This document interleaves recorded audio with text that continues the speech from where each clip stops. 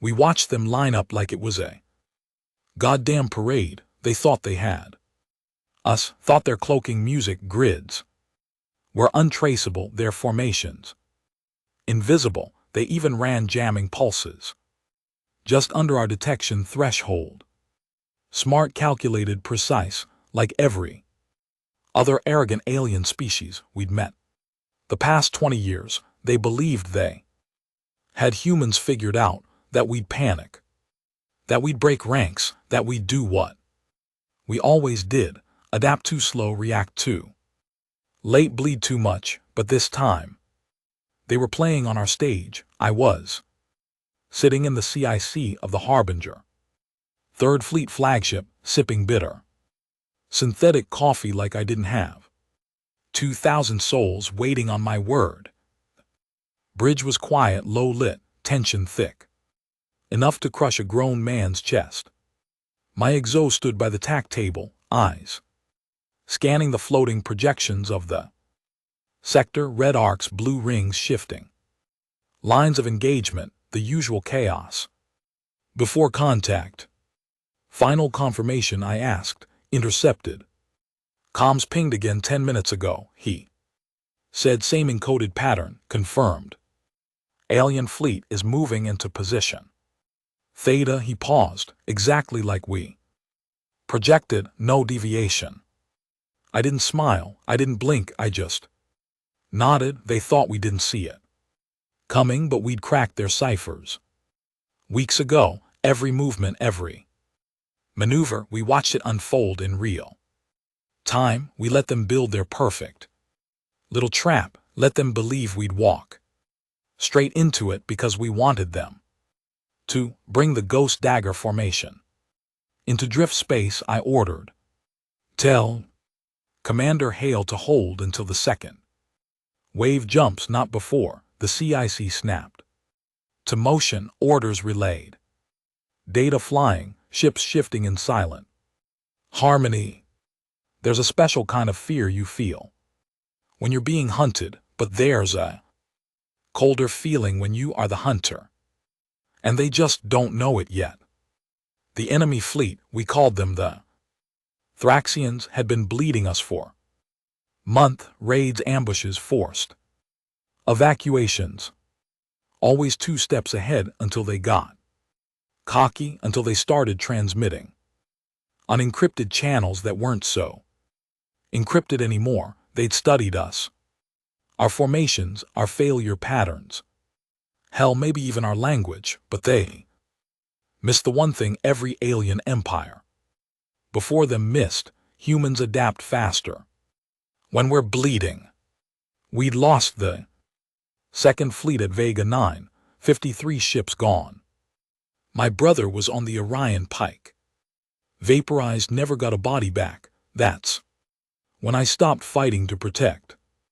That's when I started fighting to pay it back. So I spent weeks in a black ops lab with techs and codreers, tearing apart Threx comm signals, mapping out the gaps in their tactics. We fed them false recon through scrubbed satellites and ghost pings, let them believe we were disorganized, wounded, frightened. Today was the payoff. They were converging on our supposed rally point. In grid Delta 19, 81 enemy vessels, 3 carrier-class warships. They'd timed their approach with lunar shadow, assuming our fleet sensors wouldn't catch them in the dark band. Maybe in the old days they'd have been right. But we weren't those humans anymore. The fleet moved like ghosts through slip space, silent jumps, no light, no trails. We weren't headed to Delta 19. We were surrounding it. Every ship in my command had a target. We'd calculated the angles, synchronized the strike windows down to 1/10 of a second, and when their war council ships lit up that dead moon, expecting to see crippled human survivors, they'd see nothing. Then they'd feel the temperature drop. They'd hear the static crack of our disruptor fields, and they'd know. Too late. I stood at the front viewport, now watching space ripple ahead as our ship entered final approach vector. My hand hovered over the intercom. Switching. Broadcast to all human ships, I said. Code phrase: burn the sky. The exo nodded once. Burn the sky sent, sir.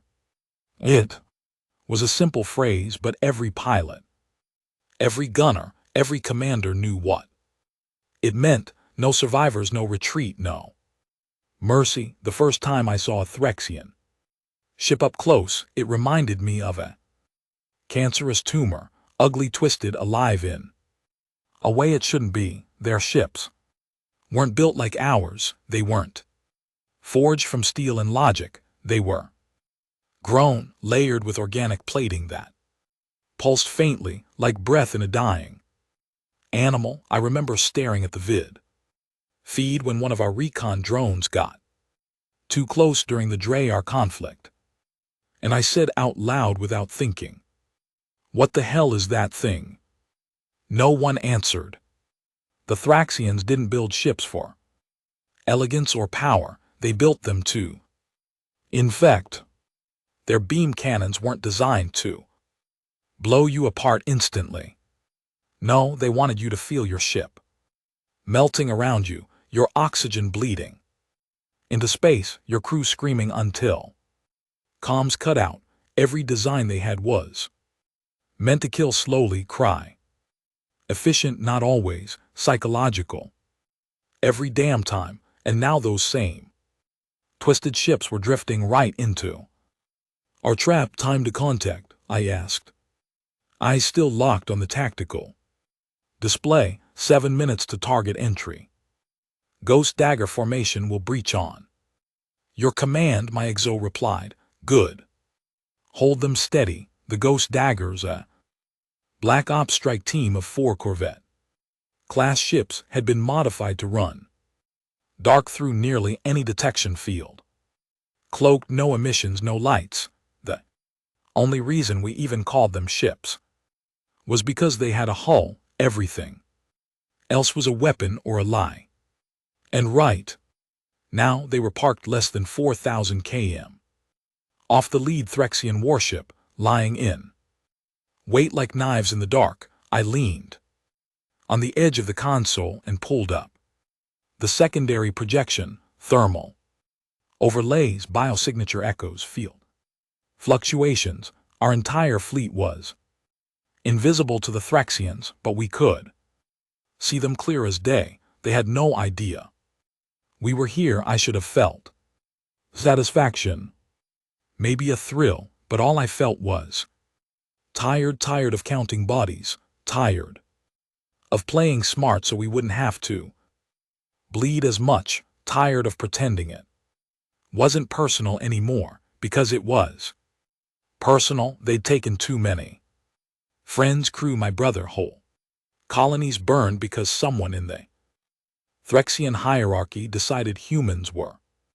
too noisy, that we didn't belong beyond our solar system, that we were a disease. Well, maybe they were right, because tonight we were going to infect them back. The comm crackled softly. Fleet-wide silence holding dagger units. Confirm visual lock awaiting engagement. I pressed the talk key.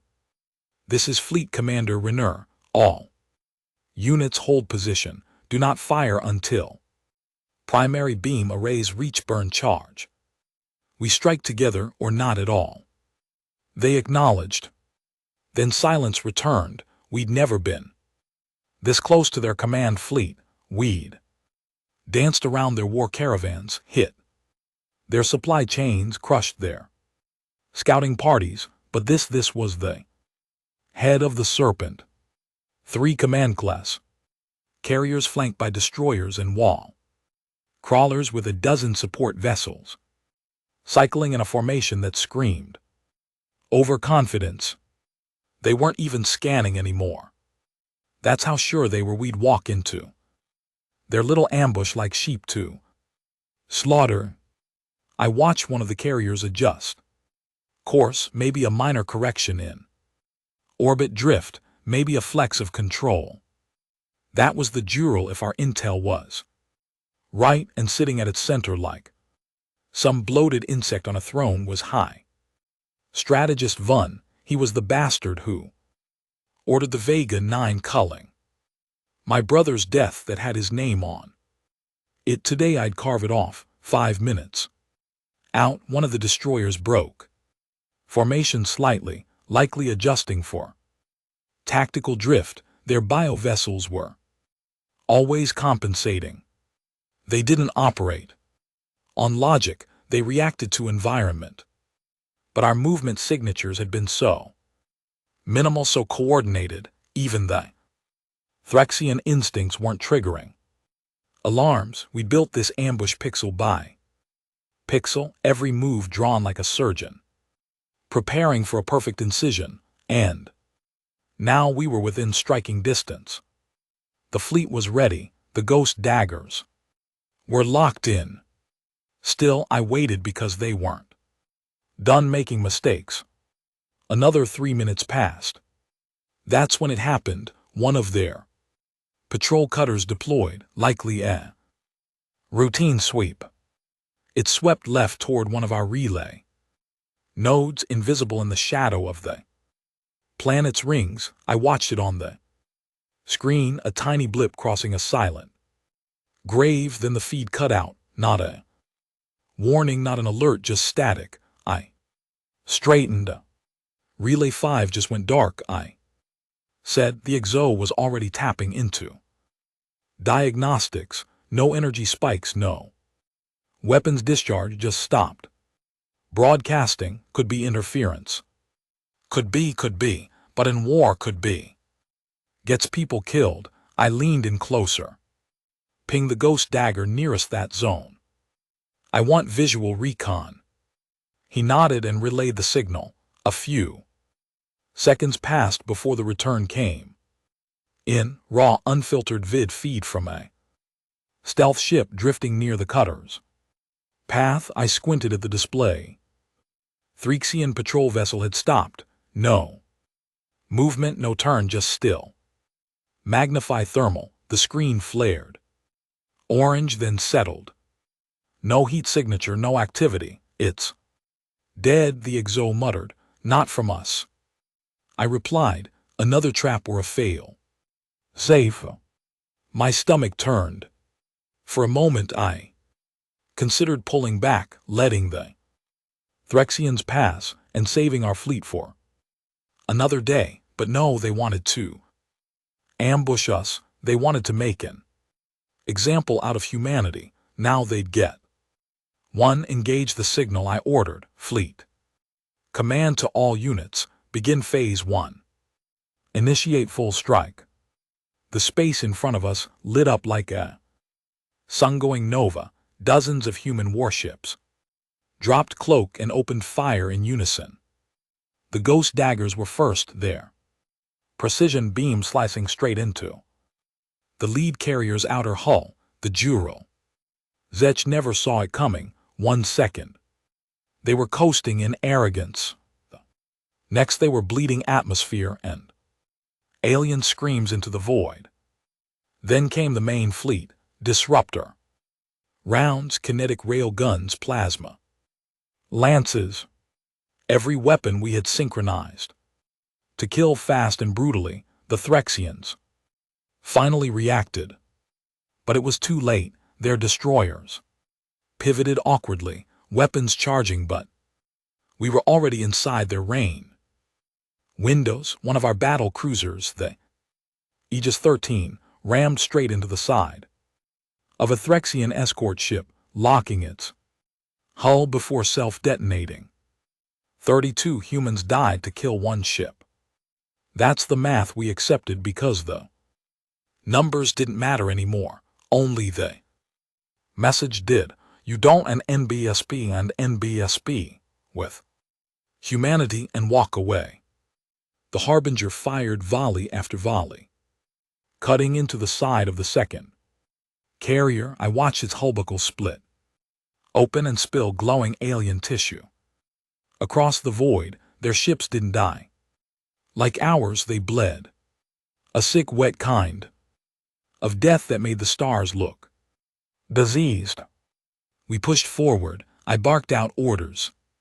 Moved formations, tracked enemy. Resistance, they tried to regroup there. Central carrier peeled off, flanked by 2 support crafts, attempting a retreat. Vector, target the escape route, I said coldly. Missiles flew, too human. Destroyers swung wide and cut the Threxian escape clean in half. The carrier exploded, pieces of its living hull scattering across the void like broken wings. They were finished. They just didn't know it yet. But then something shifted. A new signal blipped onto our screens. Large, fast, approaching from beyond the system's fringe. I froze. Contact, massive energy signature. My Exo reported, it's not in their main formation. This is something else. Identify it. He paused, scanning. Unknown Threxian designation. No. Records looks new. I narrowed my eyes. Was this their ace? Had we missed something? The screen lit up as the new ship exited. Slip space, it dwarfed the carriers. Long, sleek, pulsing with unnatural light. It didn't look grown like the others, it looked forged. Is that a Thraxian ship? I muttered. Structure says yes, design says no. Then it fired, a beam unlike anything we'd seen cut across the field. One of our cruisers vanished in an instant. Vaporized, no debris, no wreckage. Nothing, just gone. The bridge went silent. I stepped forward, jaw clenched. What in hell did they just deploy? No answer, only that ship turning toward our fleet like it knew exactly where to hit next. We'd won the ambush, but the war had just escalated. We thought we'd finished the fight. We thought the trap had worked. The carriers had burned, and the last of the Threxian elite were bleeding out into the void. We had them boxed in, overwhelmed, and too damn slow to respond to our precision. Every kill had been clean, every move calculated.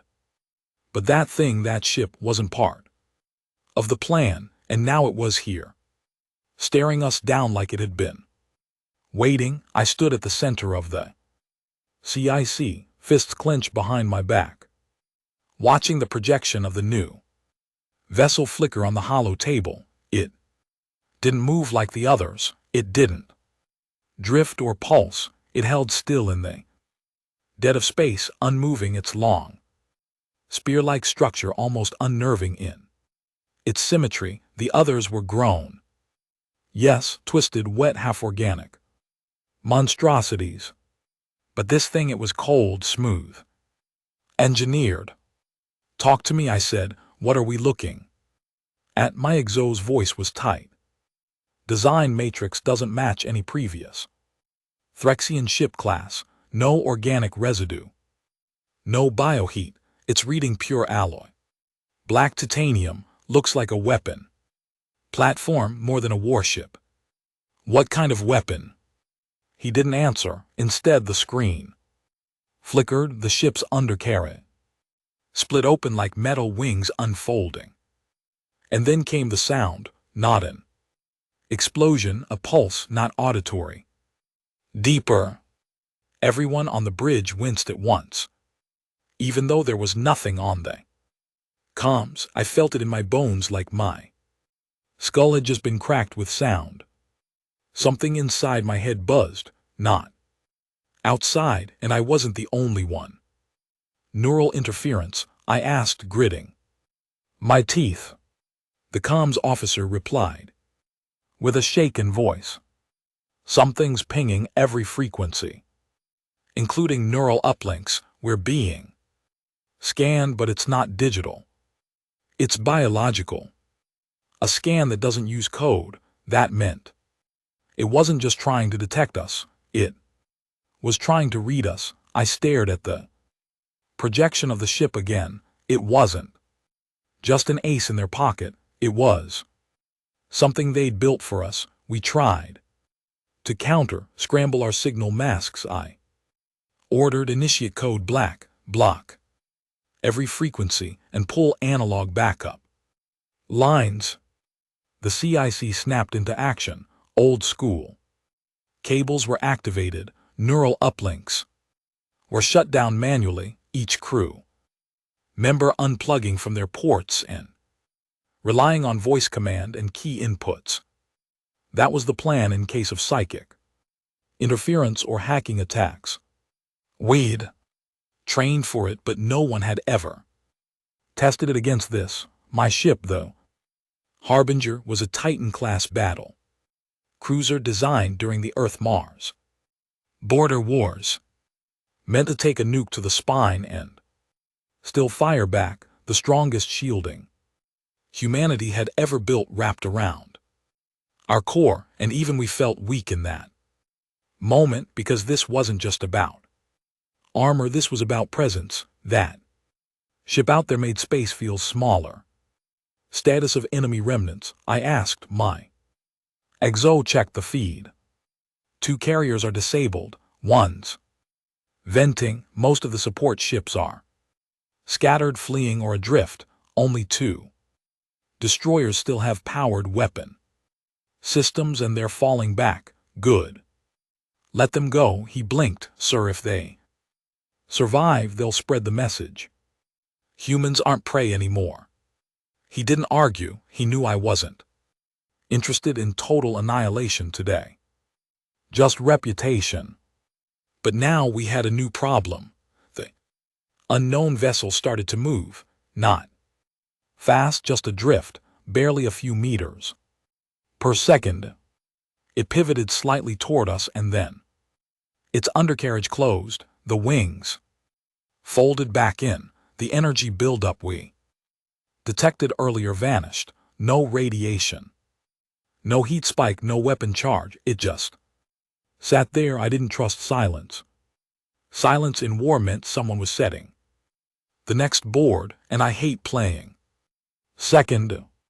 Bring our main rail array to bear, I ordered. The weapons officer blinked.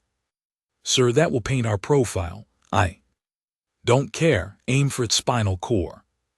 Let's see if this thing bleeds. Charging a main rail array required a full 4-minute energy buildup. It wasn't a subtle maneuver. The ship's heat signature would spike and we'd reveal our exact position to any scanning eyes. But we had no choice. I wasn't going to wait for that thing to hit us first. Bridge dimmed slightly as the power rerouted. The main gun, a long spy-mounted rail launcher, charged from its magnetic nodes outward. The targeting systems locked in. I narrowed my eyes at the projection. We only had one shot before it reacted. 2 minutes to charge, the weapons officer called. I waited. Then the ship spoke, not with language, not with audio, but every person on the bridge suddenly froze. We felt it at the same time, like a thought that wasn't ours, whispering in the back of the mind. A pressure on the spine, a presence sliding behind your eyes. Not words exactly, but emotion, memory, meaning. I saw images, rapid jarring flashes, dead planets, human ships, our ships burning in alien gravity wells, experiments, test chambers, screams. I saw a child floating in zero gravity, breath gone, eyes wide, watching as a Threxian spliced open her mother. I stumbled back from the console, breath shallow. What? Though an NBSP was that? My exo gasped. Weapons officer wiped sweat from his brow. I think it was trying to show us something. No, not just show. Warn, this is a psi weapon. I said that. Ship's not just physical, it's a projection unit. The comms officer looked pale. Sir, this isn't Threxian. This is something else. I nodded. Slowly, they didn't build it, they found it. That made more sense than anything the Threxians were savages, opportunists. They stole tech, absorbed species, consumed worlds, but they didn't invent. Like we did, they didn't forge cold logic into steel, they mimicked biology. Not power, this ship didn't belong to them, which meant they weren't hunting us anymore, they were testing it on us. Abort the main rail, I said quickly. Do not engage. My crew hesitated. They wanted to kill it, I understood. But this wasn't about rage anymore. We were standing on the edge of something we didn't understand, and if we fired too early, we might trigger something we couldn't stop. Hold weapons, I repeated, just hold. Bridge was silent, the ship, whatever it was, drifted forward slowly, 1 ms, no visible propulsion, no heat. But then, the stars behind it began to warp like glass bending. Spatial lensing, my exo said in shock. It's tearing a fold, a wormhole. The ship was leaving. I stepped closer to the viewport. Track its signature. I want every reading, every frequency. Don't let it vanish without a trace. They worked fast, the sensors screamed. Gravitational patterns twisted, and then the ship slipped through the fold, gone.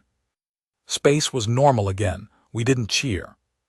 We didn't sigh, we just stood there, sweating in our suits, blinking at empty stars. That thing had watched us, tested us, reached into us. It didn't fire, it didn't speak, it didn't need to. It wanted to know if humanity was worth worrying about. And now it did. Fleet status, I asked finally. The exo recovered his voice. Minimal damage. 1 cruiser lost. Minor injuries on 3 destroyers. Energy capacity dropping across the board. Enemy, all Threxian ships disabled or scattered. They won't regroup in this sector for a long time.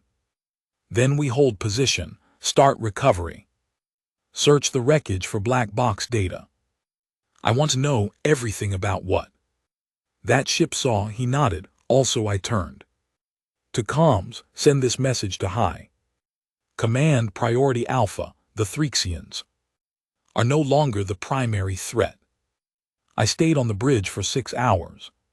Straight after that, didn't move, didn't blink much, just watched, because that ship hadn't just changed the course of a battle, it had changed the board, and I had a gut feeling we weren't the first species it had tested, but if we played this right, we just might be the first to survive it. They gave us victory, but it didn't feel like one, not when half the crew was still staring into space. Like they'd seen a ghost, not when every console blinked with damaged readings from systems that were never even touched, not when my fingers trembled every time I tried to hold a stylus. That ship, whatever the hell it was, didn't fire a single shot at the Harbinger, yet it left behind something heavier than debris. Doubt. And in war, doubt is worse than wounds. 3 hours into recovery ops, we still hadn't heard a single word from the Threxian remnants. No counterattack, no reinforcements, no distress signals. It was like their entire fleet had gone dark. The last of their broken ships had limped off into deep space without a fight. That's not how they operated. Threxians were vicious, stubborn bastards. Even when they were losing, they'd throw suicide wings at us just to leave a scar. But not this time. This time they ran and didn't look back.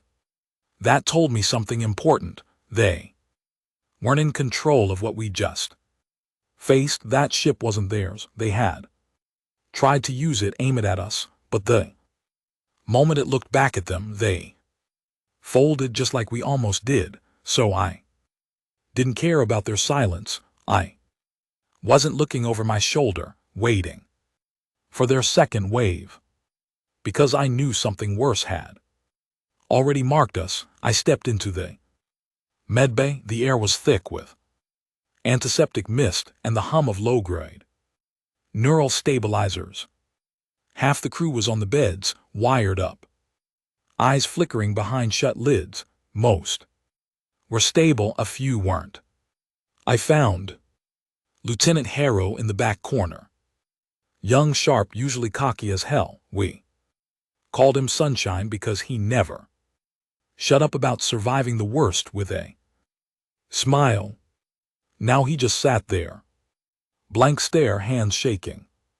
Report, I said to the medic. She looked up, tired. He's got no neurological trauma, no concussion, no stroke. Nothing physically wrong, but he's not responding. He doesn't speak. He reacts to light, touch, temperature, but not language. I stepped closer. His eyes were open, locked on the ceiling, breathing normal. Skin color normal. No pupil dilation, just gone. Others like this, 3 more, all were in direct neural uplink when the ship pulsed us, so their minds were still open. She nodded, and that thing walked right in. I dismissed her and sat beside Harrow. For a second, I said nothing.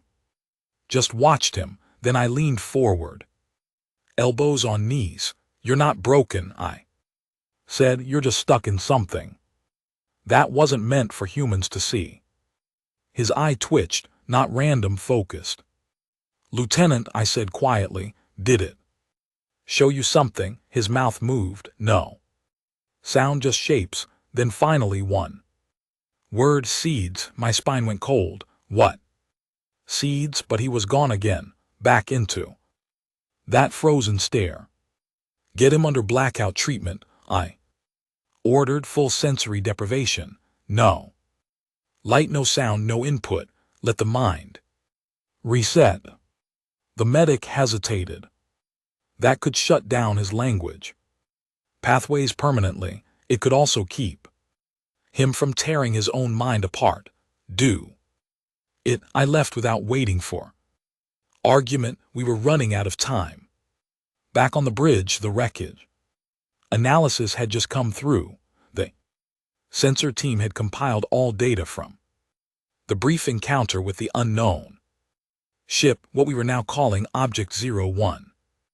My exo ran the briefing. We tracked over 17 separate energy spikes from the vessel, each on a different frequency. Some are electromagnetic, others we don't know. They could be gravitational. They could be quantum. We don't have a frame of reference. What about the structure? I asked. He tapped the console. A 3D model spun slowly above the table. No joints, no welds, no organic tissue, one solid alloy. The metal doesn't match anything in our galactic periodic scans, doesn't absorb heat, doesn't reflect light in the UV spectrum, so it's invisible to most known sensors. Unless you're already looking right at it. Yes. I stared at the model. It looked like a blade, a massive one. Any idea what it was doing before it jumped? He hesitated. Then it wasn't just observing us, it was recording. He pulled up waveform scans. This signal here, he pointed to a sharp spike, that wasn't broadcast, it was received. Something sent a pulse back to the ship just before it jumped. Something farther out, where he tapped a star chart, the outer system past the Kuiper belt. No known planets, no known stations, but something called it. I leaned against the table, thinking we'd just wiped out a major Threxian strike force. We turned an ambush into a bloodbath. But this wasn't about them anymore. This was about whatever built Object 01. Whatever was waiting out there, watching. Testing. My exo's voice broke the silence. Commander, if they're watching us, then we just revealed all our tactics, our Weapons are protocols. They wanted us to win, I muttered. He looked confused. Why? Because we're not the enemy, not yet. We're the next lab rats. I didn't call high command. I knew what they'd do. They'd panic or worse. They'd launch preemptive strikes, start probing missions, try to capture one of these things, and the moment they did, the thing we fought wouldn't just send one scout ship next time, it'd send whatever made the Threxians run, and we weren't ready for that. Instead, I called someone I hadn't spoken to in 3 years. Vice Admiral Corrin. He wasn't stationed in any fleet. He wasn't listed on any official register, but every captain knew the name. Corrin ran Project Arcos, the classified Black Division tasked with monitoring ancient alien structures discovered in deep space, forbidden tech, precontizations, weapons that made nukes look like firecrackers. If anyone had seen something like this before, it was him. He picked up after 2 rings. Raynor, he said. His voice was like gravel soaked in whiskey. Didn't expect your name to pop up unless a war ended or a planet cracked. It might be both, I said. I gave him the report, the ambush, the alien ship, the psychic pulse, the retreat, the survivors, and the seeds. That word stuck with him. He didn't interrupt, just listened. When I finished, there was a long pause. Then he said something I wasn't expecting. You're not the first to see one. He told me about an incident in the Nader Fringe 16 years ago. A small research vessel stumbled across an object in deep drift, lifeless, silent, shaped like a blade. They brought it aboard. 2 days later, the ship stopped transmitting. A week later, it returned on autopilot. No crew. Everyone was dead, not mutilated, not murdered, just shut down. Nervous systems fried, brains empty, hearts still beating. He said it was like they'd forgotten how to live. The object was missing. Why didn't you tell anyone? I asked. Corrin snorted. Because anyone who looks too closely at these things ends up with holes in their memory or bleeding from their eyes. You think I want fleet command throwing a recovery party for something that can stare into your mind? I clenched my jaw. So what do? Burn the data, keep your mouth shut, and move your fleet away from that system before it calls more of them. That didn't sit right with me. So we run. We live, he said. That's the best we can hope for. But I couldn't do it. Not after Vega 9. Not after what they'd done to us. What they'd done to my crew. We'd walked into a perfect trap and turned it into a message. Now we had the attention of something worse, and I wasn't going to wait for it to come knocking. I was going to find it first. As I stood there staring out at the ruined field of broken ships and debris glowing faintly in the blackness, one thought came to me louder than anything else. What if this wasn't the test? What if this was the invitation? Most people think defiance looks like shouting in a courtroom or slamming fists on a table in front of your superior officer. They're wrong. Real defiance is silence, quiet signatures, unmarked jump coordinates, blank logs, deleted orders. It's a fleet of warships leaving a combat zone under the official cover of sensor recalibration when what they're actually doing is chasing a ghost into the dark. That's what we were now, a rogue operation flying blind into the Qvar belt, deeper than any sanctioned fleet had ever gone. No escort, no reinforcements, no backup. We weren't waiting for war to find us again. We were going to knock on its door. Vice Admiral Corrin told me to run, And in a way, I agreed with him. Maybe I should have, maybe we should have packed up the dead, logged the victory, and limped back to Earth. There'd be medals, speeches, a press leak about how the human fleet repelled a massive Threxian ambush with minimal losses. But none of that meant anything to me, because I'd seen what that ship did to my crew, and deep down I knew the Thraxians weren't the real enemy anymore. Hell, they were probably running from the same thing. They just hoped we'd be the next ones to bleed in their place. Not this time. Approaching coordinates, my exo said. From the console, we tracked the faint echo of Object 01's energy trail, residual distortions left in the QVAR gravitational curtain. Most ships wouldn't have picked it up, but we'd ripped apart a dozen black boxes from the Threxian wreckage and fed the data through every illegal algorithm I had clearance for. It was faint, but it was there. Ready slipstream calibration, I said. The Harbinger's engines purred like restrained wolves, jump drives online. Full power routed through cold coils. Fleet sync confirmed, all ships ready to enter fold space on your mark. I stared into the void. Mark space folded. It's not like the vids. It doesn't feel like wind or speed or rushing stars. It feels like drowning in numbers, like your brain can't keep up with how wrong reality just got, and then in an instant it all snaps back, black, cold, silent. Jump complete, came the report, all ships accounted for. I stepped toward the viewport and my breath caught in my chest. It wasn't a system, it was a graveyard, an entire planetary cluster. 4, maybe 5 planets all shattered. Not by collision, not by decay, by design, chopped, burned, hollowed out like someone reached in and scooped out the cores. Dead moons drifted like broken teeth. Even the star at the center looked wrong, dim, sickly, like it had been drained. This place isn't on any chart, my exo said.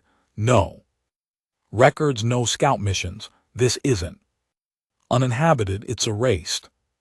I stared at the orbital patterns, at the craters carved with surgical precision, at the mineral traces glowing faint blue.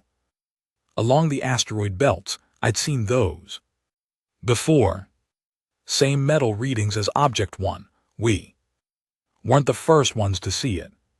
We were just the first ones to survive it. Launch probes, I ordered, start mapping every inch of this system, full spectrum scans, no delays. The drones launched silently from the hangar bays, dozens of them, each with a single mission: find whatever left this mess behind. It didn't take long.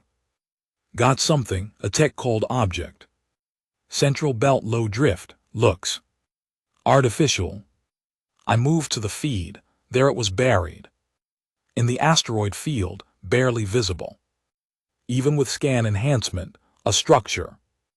It wasn't just metal, it wasn't even just alien, it was alive, pulsing faintly, lights blinking in slow timed intervals, not broadcasting but still aware. I didn't need a scientist to tell me what it was. A relay, a beacon. This is where it sent the signal, I muttered. This is what called it back. And if it was still pulsing, that meant something was still listening. Sir, the exo said carefully, you want to hit it? I looked at the screen at that thing pulsing between rocks like a heartbeat in a corpse. No, I want to board it. They say courage is walking into fire. That's not true either. Real courage is strapping on a suit, knowing there's no signal, no rescue, no backup, and stepping into something your species wasn't meant to touch. The boarding skiff launched with only 3 of us on board, myself, Sergeant Tenor, our heavy weapons specialist, in Tallow, our sensor tech. Tallow didn't talk much, but he had a reputation for making alien systems talk. That's why I brought him. We drifted toward the beacon. It didn't react, didn't open, didn't blink, just waited. We docked. The outer shell was smooth like obsidian, no seams, no air locks, but when our magnetic clamp touched it, a crack appeared, not from us, from it. A seam opened just wide enough for one person to slip through. Tallow stared at it like it was death itself. You sure about this? No, I said, but we're going anyway. Inside, it was cold, not space cold, dead cold. Like it had never been warm to begin with. No gravity, no sound, just a long corridor that seemed to stretch farther than physics should allow. Lights pulsed along the walls, each one blinked twice. As we passed, 2 blinks, always 2. Tallow whispered, "That's not random." I know, some kind of counting or scanning, I muttered. We found the core chamber, a sphere hovering midair, filled with rotating rings made of the same black titanium alloy. Floating around it were small shards like data slivers, each one etched with markings we couldn't read. Sergeant Tenor raised his gun. "Permission to shoot?" "No," I said. "That thing's not a weapon, it's a receiver." And then it lit up. All the lights shifted from white to blue, then to red. And I heard it again. Not sound, not speech, but thought. Not in my ear, not in my head, in my bones, like something was reaching into the DNA of my ancestors and pulling out the truth. I saw Earth, I saw the moon, I saw us not as we are but as we could become. And then I saw fire. I snapped back, gasping. The room was dark. Again silent.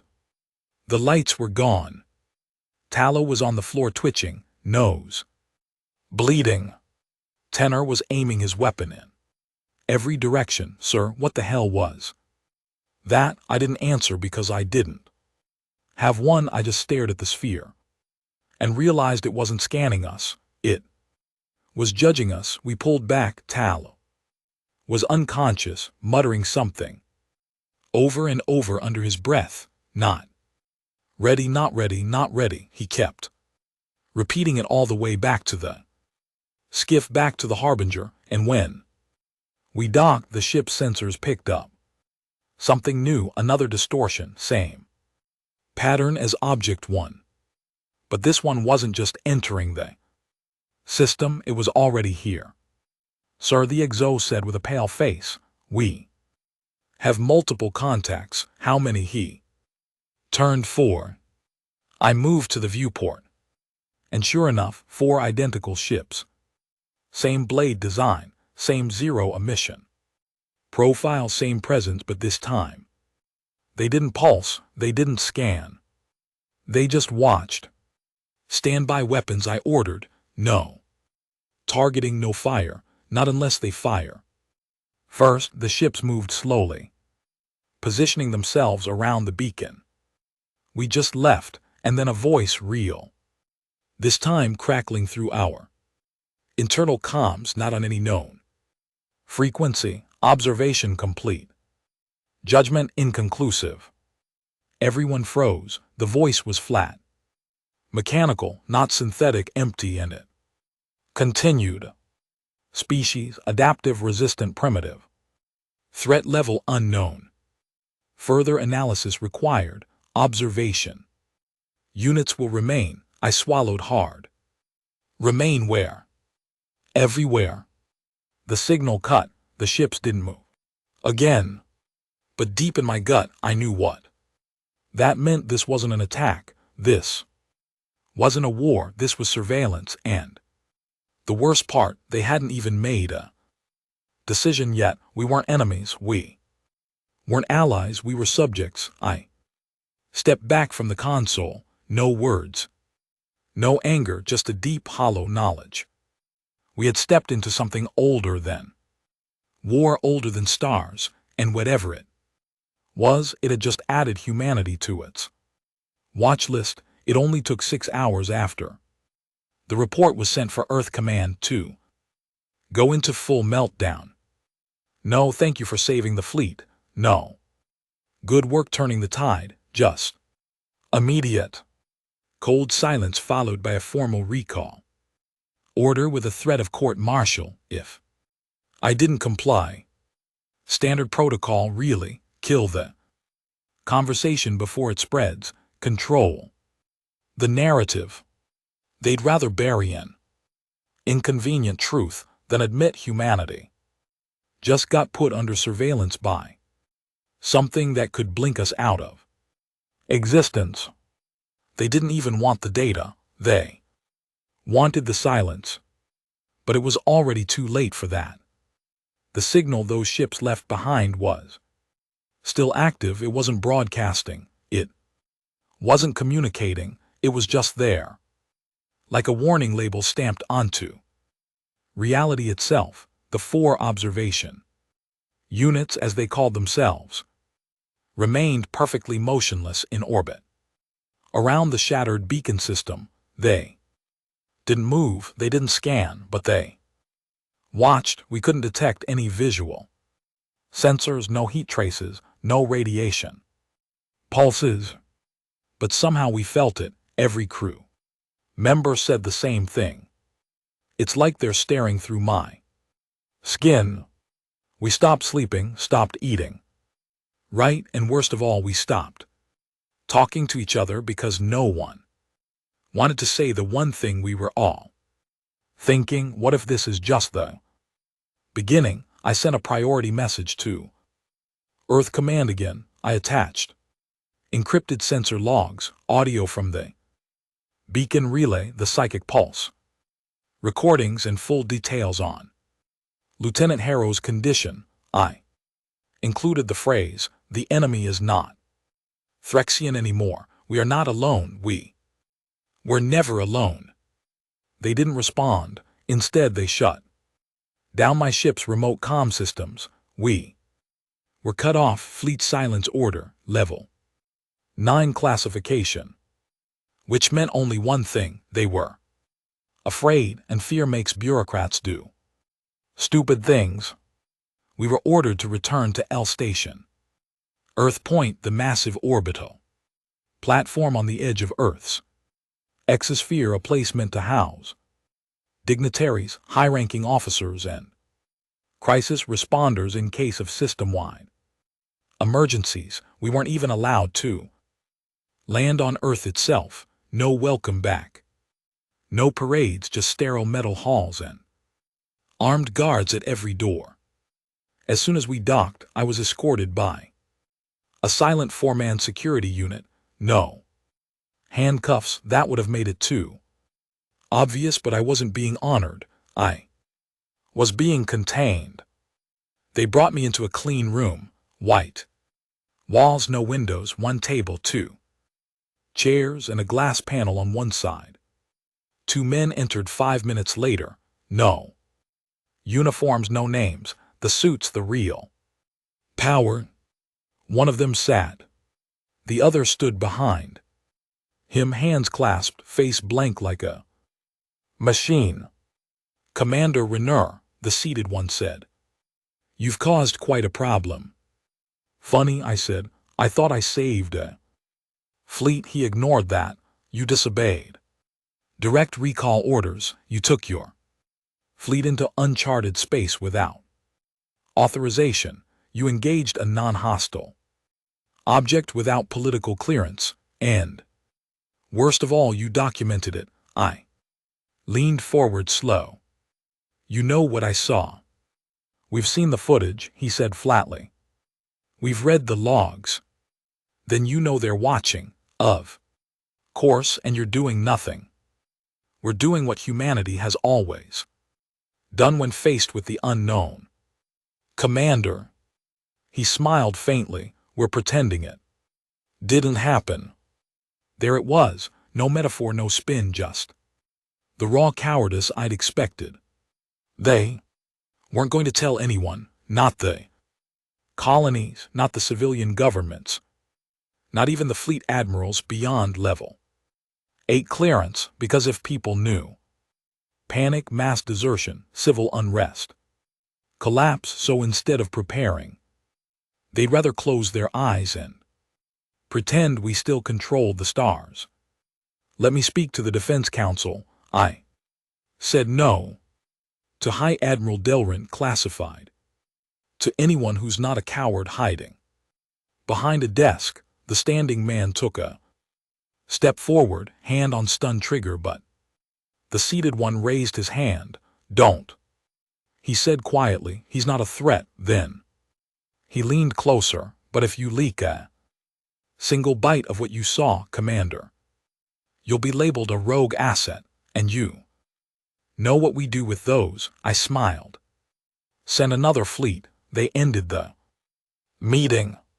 I was released back to my ship, but half my crew had already been rotated out. New faces, quiet, obedient officers, the kind who follow orders even when they know they're wrong, the kind who don't ask what's watching us. But not all of them were gone. My Exo Jane was still there, somehow, probably because he hadn't written half the intel reports like I had. I found him in the observation deck, sitting alone, watching Earth spin lazily below. He didn't look up when I entered. They're going to do nothing, he said. Aren't they? I sat down beside him. No, they're going to do worse than nothing. He glanced at me. They're going to lie. We stared at the planet in silence, blue, green, beautiful, and totally unprepared.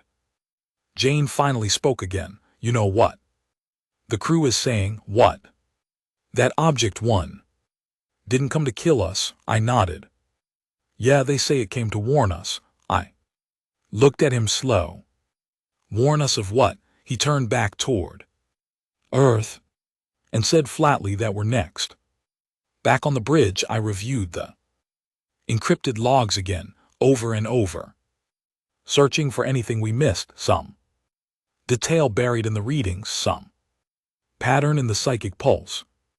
That's when I noticed it. A numerical sequence, 17 digits, repeating in every echo. Tallow hadn't noticed it before, neither had I, but it was there, a coordinate string, a location far from Earth, deep in unclaimed space, not mapped by Thraxians, humans, or any known species. And at the center of that coordinate cluster, a signal same frequency as the original pulse, buried dormant, calling. I looked at Join and I said the words I knew would damn us both. Prep the jump. Drives were going dark. His eyes didn't waver. You want to go deeper? I nodded. I want to know the truth. Because Earth wasn't going to save us. Not the admirals, not the diplomats. If we were going to survive this, we needed to understand who built the Watchers and what they were watching for. There's a kind of silence out here that doesn't exist anywhere else. It's not the peaceful kind like on Earth's mountaintops or the ocean at night. No.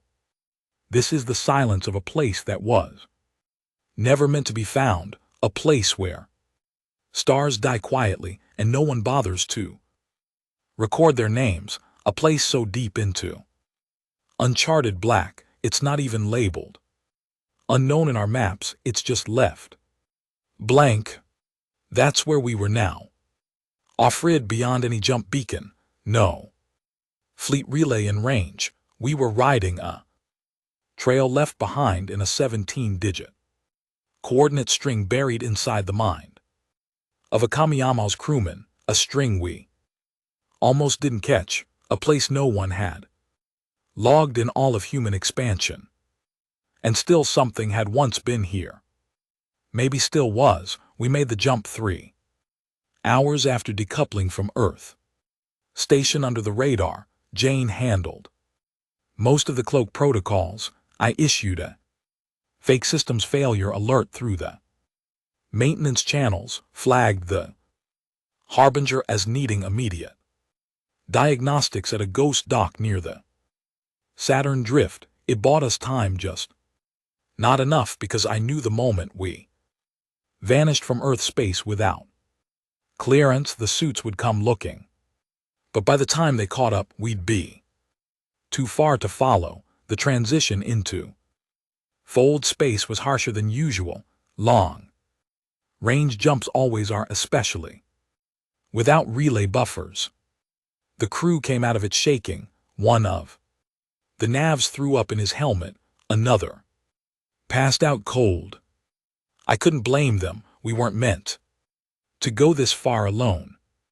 System stabilizing, Jane reported, his voice low but steady. All decks accounted for, minimal power loss. I nodded and stepped toward the main viewport. The system before us didn't have a name, just coordinates. But what I saw when the distortion cleared made my blood freeze. It was a planet, or what was left of one. It drifted in the void like a corpse in dark water, split in 3 jagged sections. Crust torn open, core still faintly glowing under layers of exposed mineral. But it wasn't just destruction that made it disturbing. It was the fact that each fragment was perfectly smooth. No irregular breaks, no impact craters. Just clean, unnatural precision, like a butcher slicing through bone and orbiting the pieces. Satellites, dozens of them, dead still. Old. Are those human-made? I asked, narrowing my eyes. No, Jane said. Older. He pulled up the scan overlay. Metals profusion. Age, no current in the cores, 0. Activity, these satellites have been dead for centuries. Whose are they? He shook his head. No record, nothing in the archives. I stared at the fragments of the planet. Again, something about the layout made me uneasy. Rotate the view, I said. He did. And when the display turned 87 degrees, I saw it. The fragments didn't drift randomly. They were arranged, kept in a fixed triangle formation by something invisible. Magnetic tethers, maybe. Gravitational anchors, some kind of ancient tech, but it wasn't natural. This was intentional. Someone wanted this dead world to be seen. We brought the ship into slow orbit around the largest planetary shard. From this close, the details were worse. Towers, structures, ruins half buried in exposed core rock. Cities torn in half, frozen in collapse. Buildings still standing in vacuum with their upper halves gone like the top. Floors had been carved off, and most disturbing of all, no bodies, no bones. No debris, no signs of life, just architecture preserved sterile like a museum of extinction. We launched 2 drones. One crashed 15 seconds in. Magnetics overloaded. The second made it to the surface, fed us 3 minutes of static-filled footage, then shut off mid-broadcast. But not before it showed us something. Symbol not carved, not printed, branded into the planet's crust, a circular glyph identical to the one we saw, pulsing in Object 01. And just below it, a corridor, clean, open, waiting. We're going down, I said. Jane hesitated. Same 3-man team. No, I said, just us, you and me. We brought too many people last time. I think that's what triggered the pulse. This time we move quiet. We prepped for descent in silence. No words, no expectations. I didn't ask him if he was scared, and he didn't ask me if I was sure. Somewhere between the Threxian ambush and Earth commands cowardice, we stopped needing to talk about things like that. We just moved. The drop took 9 minutes. We landed in what used to be a courtyard, cracked Stone underfoot, silent towers overhead. Casting long shadows over nothing, no. Light, no wind, just the sound of our own oxygen cycling through the suits. The corridor wasn't far, and as we approached it, something strange happened. My HUD began to flicker. Jane's too, then the power levels in our weapons glitched, my sidearm dipped to 30%, then 6%, then full again. This place is messing with tech, Joan muttered, or it's reading it, I said. We stepped inside. It didn't feel like a ruin, it felt like something still alive. The walls weren't stone. They were composite alloy, textured like bone but too warm to be metal. Lights pulsed along the ceiling, dim, rhythmic, like a low heartbeat you couldn't quite hear but felt under your skin. The corridor sloped downward, and we followed deeper. Each step felt like walking into the throat of some sleeping beast. After 15 minutes, we entered a chamber. A dome, high ceiling, no furniture, just one thing in the center, a chair. No, not a chair, a throne made of the same black alloy as object one, slick, featureless, carved from a single piece. And above it, floating silently, a sphere, the same kind we'd seen in the beacon system. This one wasn't pulsing. It was off dormant until we stepped closer, then it came alive. Not with lights, with memory. I wasn't standing in the chamber anymore. I was watching through someone else's eyes. The planet intact, glorious, lush, its people tall, luminous, silent, walked its cities in peace. Their tech wasn't just mechanical, it was harmonic, responsive, everything built around resonance, sound, thought, emotion. They weren't warriors, they were architects. And then the sky broke. I saw the fleet arrive, not Threxian, not human.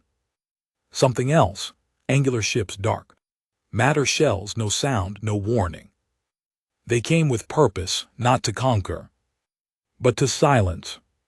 I watched the people run. I watched their towers fall. I felt their last moments, confusion, sorrow, and a wordless plea that echoed across the stars. Not again. Then I was back on my knees. Helmet fogged, heart racing. Jane was staring at the sphere, frozen, mouth open, eyes wide. You saw it too? I asked, breath ragged. He nodded slowly. Who the hell were they? I looked back at the throne, at the emptiness of it. They weren't soldiers. He swallowed hard. Then why the throne? I stood because I finally understood. They were waiting for someone else to take it. The worst kind of truth is the one that waits in silence, not hidden, not protected, not locked behind some ancient code, just sitting there in plain view, waiting for someone dumb or desperate enough to look it in the eye. That's what the throne was. It wasn't an artifact, it wasn't a monument, it was a question. And the moment I stood in front of it, I knew this wasn't the first time it had been offered. Jane sat on the steps below it, still shaking from whatever vision hit him. I didn't need to ask what he saw. We'd both been inside the same moment, wearing someone else's skin, watching the fall of a civilization that clearly didn't go down screaming. They went down remembering. They made this place a memory engine, a vault, not to preserve themselves, but to warn whoever came next. And judging by the fact that the planet was still untouched, no looting, no scavenging, no signs of return, I had a feeling no one ever did until us. I stepped closer to the throne. No reaction, no lights, no pulse, just the smooth black curve of alien material, cold under the gloves of my suit. I stared at the engravings, not words, not symbols, impressions, like something had sat here once, Something tall, something humanoid. Something that no longer existed. Commander, Jane said behind me, voice tight. You don't actually think this is? For us, I don't know what it is, I muttered, but it's waiting for someone to sit in it. That tells me one thing. What? This was never about extinction. He frowned. You saw what happened to this place. Exactly. I turned to face him. They didn't kill everything. They left the message, the beacon, this throne. You're saying they didn't just destroy. They chose, yes, chose what? I looked back at the throne. Who gets to inherit the galaxy? We left the chamber slowly. Neither of us said anything as we ascended the corridor. The walls seemed darker now, as if the place had exhaled after holding its breath for centuries. Outside, the ruined city felt different. Too, not dead, but quietly awake, as if it was watching us. We returned to the Harbinger by skiff. The docking bay felt too small, too bright, too human. As I stepped off the platform, I looked around at my crew, some familiar faces, some replacements, and I saw it in their eyes, the weight. Even though they hadn't seen what we saw, they felt it. Now, the deeper into this trail we went, the more we were shedding pieces of ourselves, replacing instinct with doubt, replacing faith with questions no one was prepared to answer. Back on the bridge, I collapsed into the command chair and stared at the main display. Still no movement from the observation units, still 4 of them, still silent, still watching. But now I understood something different. They weren't watching us because they were afraid.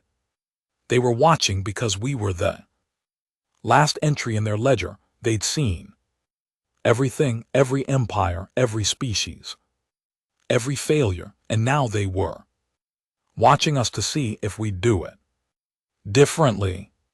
Join stood next to me, silent, arms crossed. Then he said quietly, "You're thinking about taking the throne, aren't you?" I didn't answer because I was, but we didn't have time to consider the philosophical weight of that decision. We weren't alone anymore. An alert blinked red on the console. Incoming jump signature, single vessel. No IFFF. Jane's eyes widened. Fleet command. I shook my head. Doesn't match Earth drive signature. We watched the distortion open on the edge of the system, fold space peeling back like a wound in the void. And from it emerged a ship, sleek, compact, matte black, human design, but not one of ours. What the hell is that? Jane muttered. The ship didn't transmit, didn't identify, but I knew what it was. Arcos, Vice Admiral Corrin's Black Project Division, the kind of outfit that didn't exist on paper but had clearance to go wherever it damn well pleased, and clearly they'd been watching me. Bring up long range visuals, I ordered. The ship rotated slowly, positioning itself between us and the dead planet, weapons powered, shields activated, and finally it hailed. Commander Renner, came the voice-filtered synthetic male. This is Arrows Unit Theta. You are ordered to power down your vessel and prepare for asset retrieval. I leaned forward. On what grounds? Article 0. Jane blinked. That's not in the Fleet Codex. I nodded slowly. Exactly. I opened the comm. Arrows Theta, this is Commander Renner of the Harbinger. The site below contains information critical to the survival of our species. If you're here to destroy it, you're not protecting Earth, you're blinding it. The voice came back colder. You've gone too far, Commander. You've seen too much. This knowledge is not for integration, it's for containment. I stood up. Then you already made the wrong call.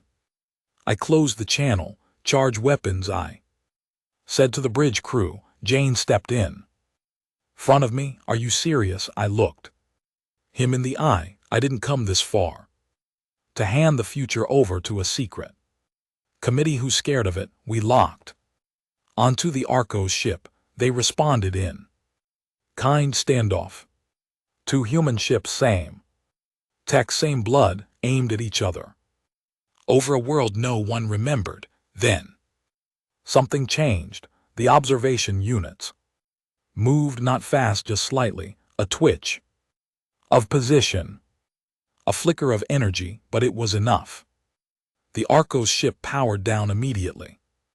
Their engines dropped, shields collapsed, their comms went dead. Jane's voice was barely a whisper. They just shut them down. The Watchers weren't protecting us, they were observing the test, and we had just passed one because we chose to defy silence. I ordered our systems offline and kept comms clear for the next hour. No one said anything, not on the bridge, not in engineering, not on the decks. It was like the ship held its breath.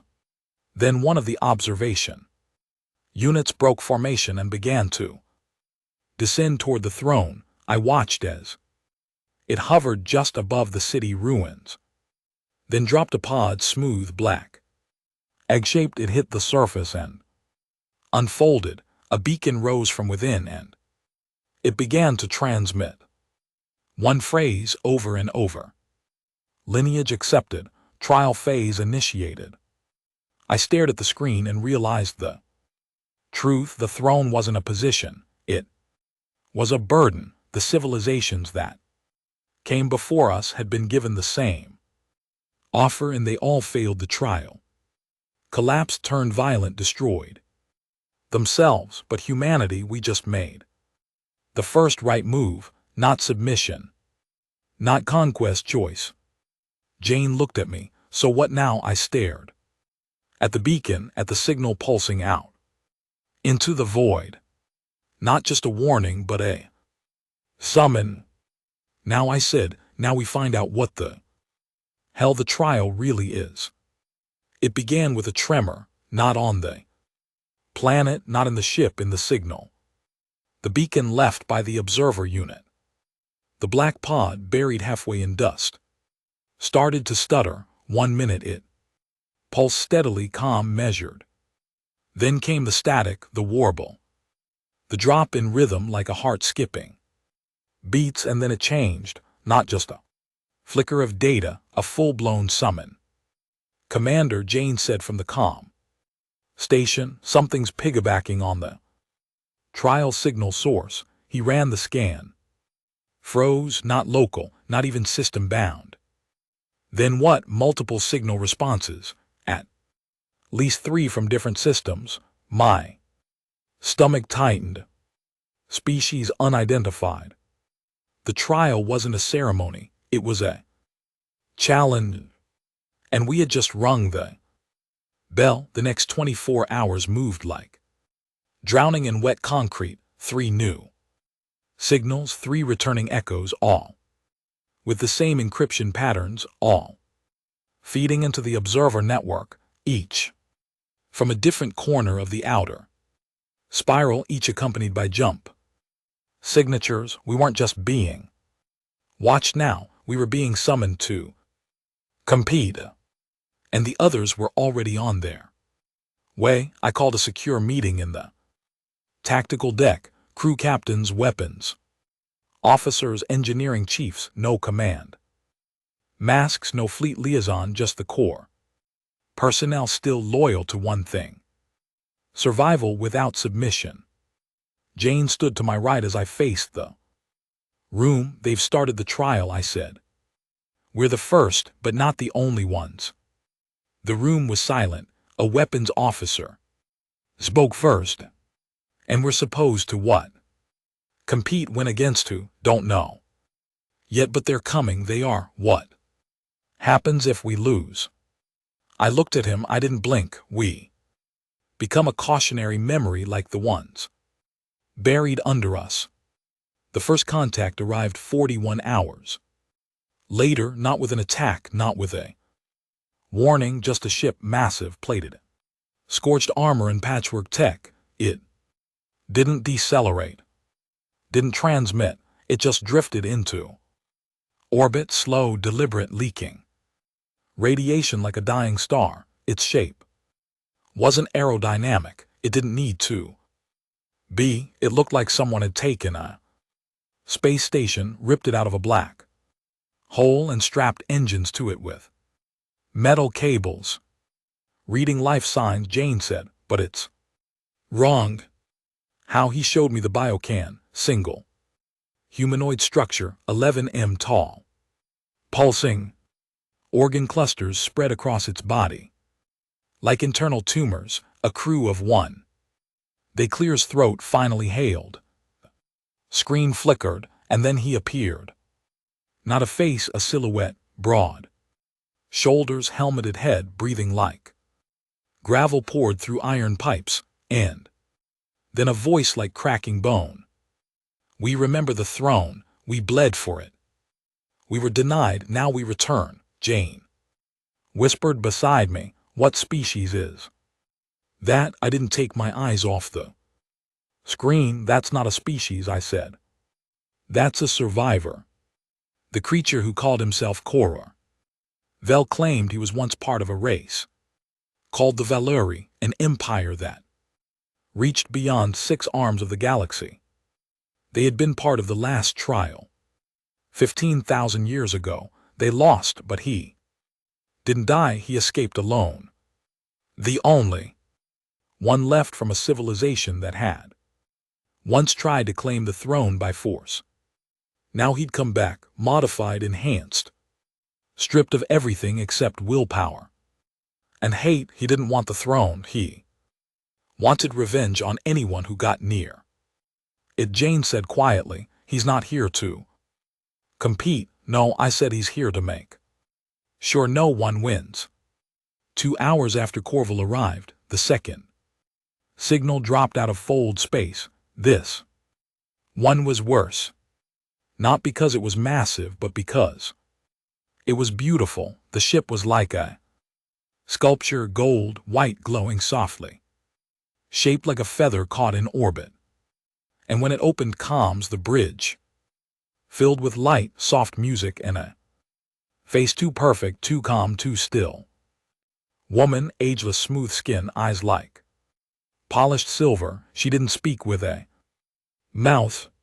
Her voice came through every system at once. The ascended do not seek conquest, we seek order. The galaxy has proven chaotic in lesser hands. We offer harmony through design. She called her people the Seraphim construct synthetic organic hybrids born from the remnants of 13 failed biocivilizations.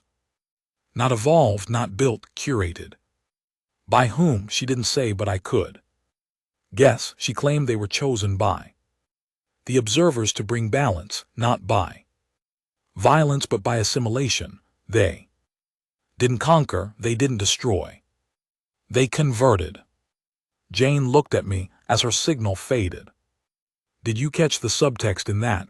All of it? I said they're going to try to absorb us. He exhaled slowly. So one's a killer and the other's a virus. I nodded, and the third still inbound. We didn't have to wait long.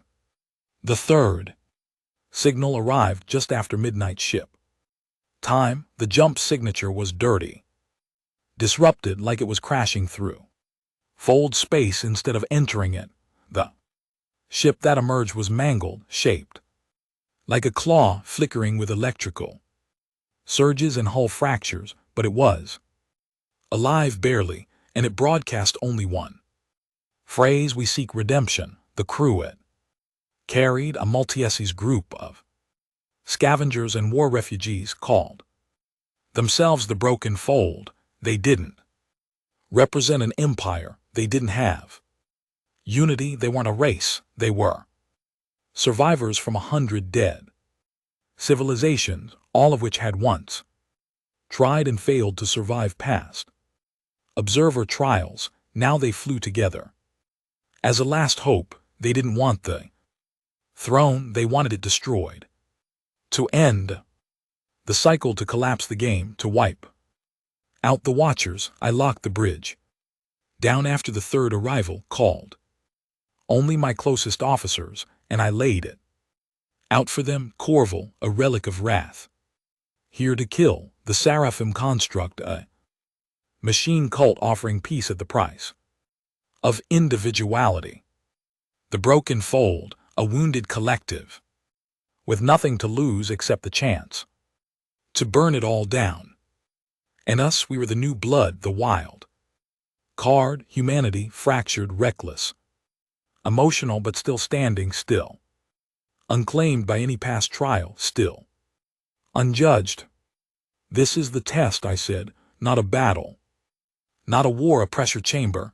Jane leaned forward. And the throne is the bait. I nodded. They want to see who reaches for it and how. One of the officers, Captain Run, folded his arms. And if none of us do, then maybe they wait another 10,000 years, another voice cut in, or maybe they burn us all and reset the board. No one argued because we all knew it was possible. I stared at the projected image of the throne chamber on the screen, still intact, still empty. And then I made a decision.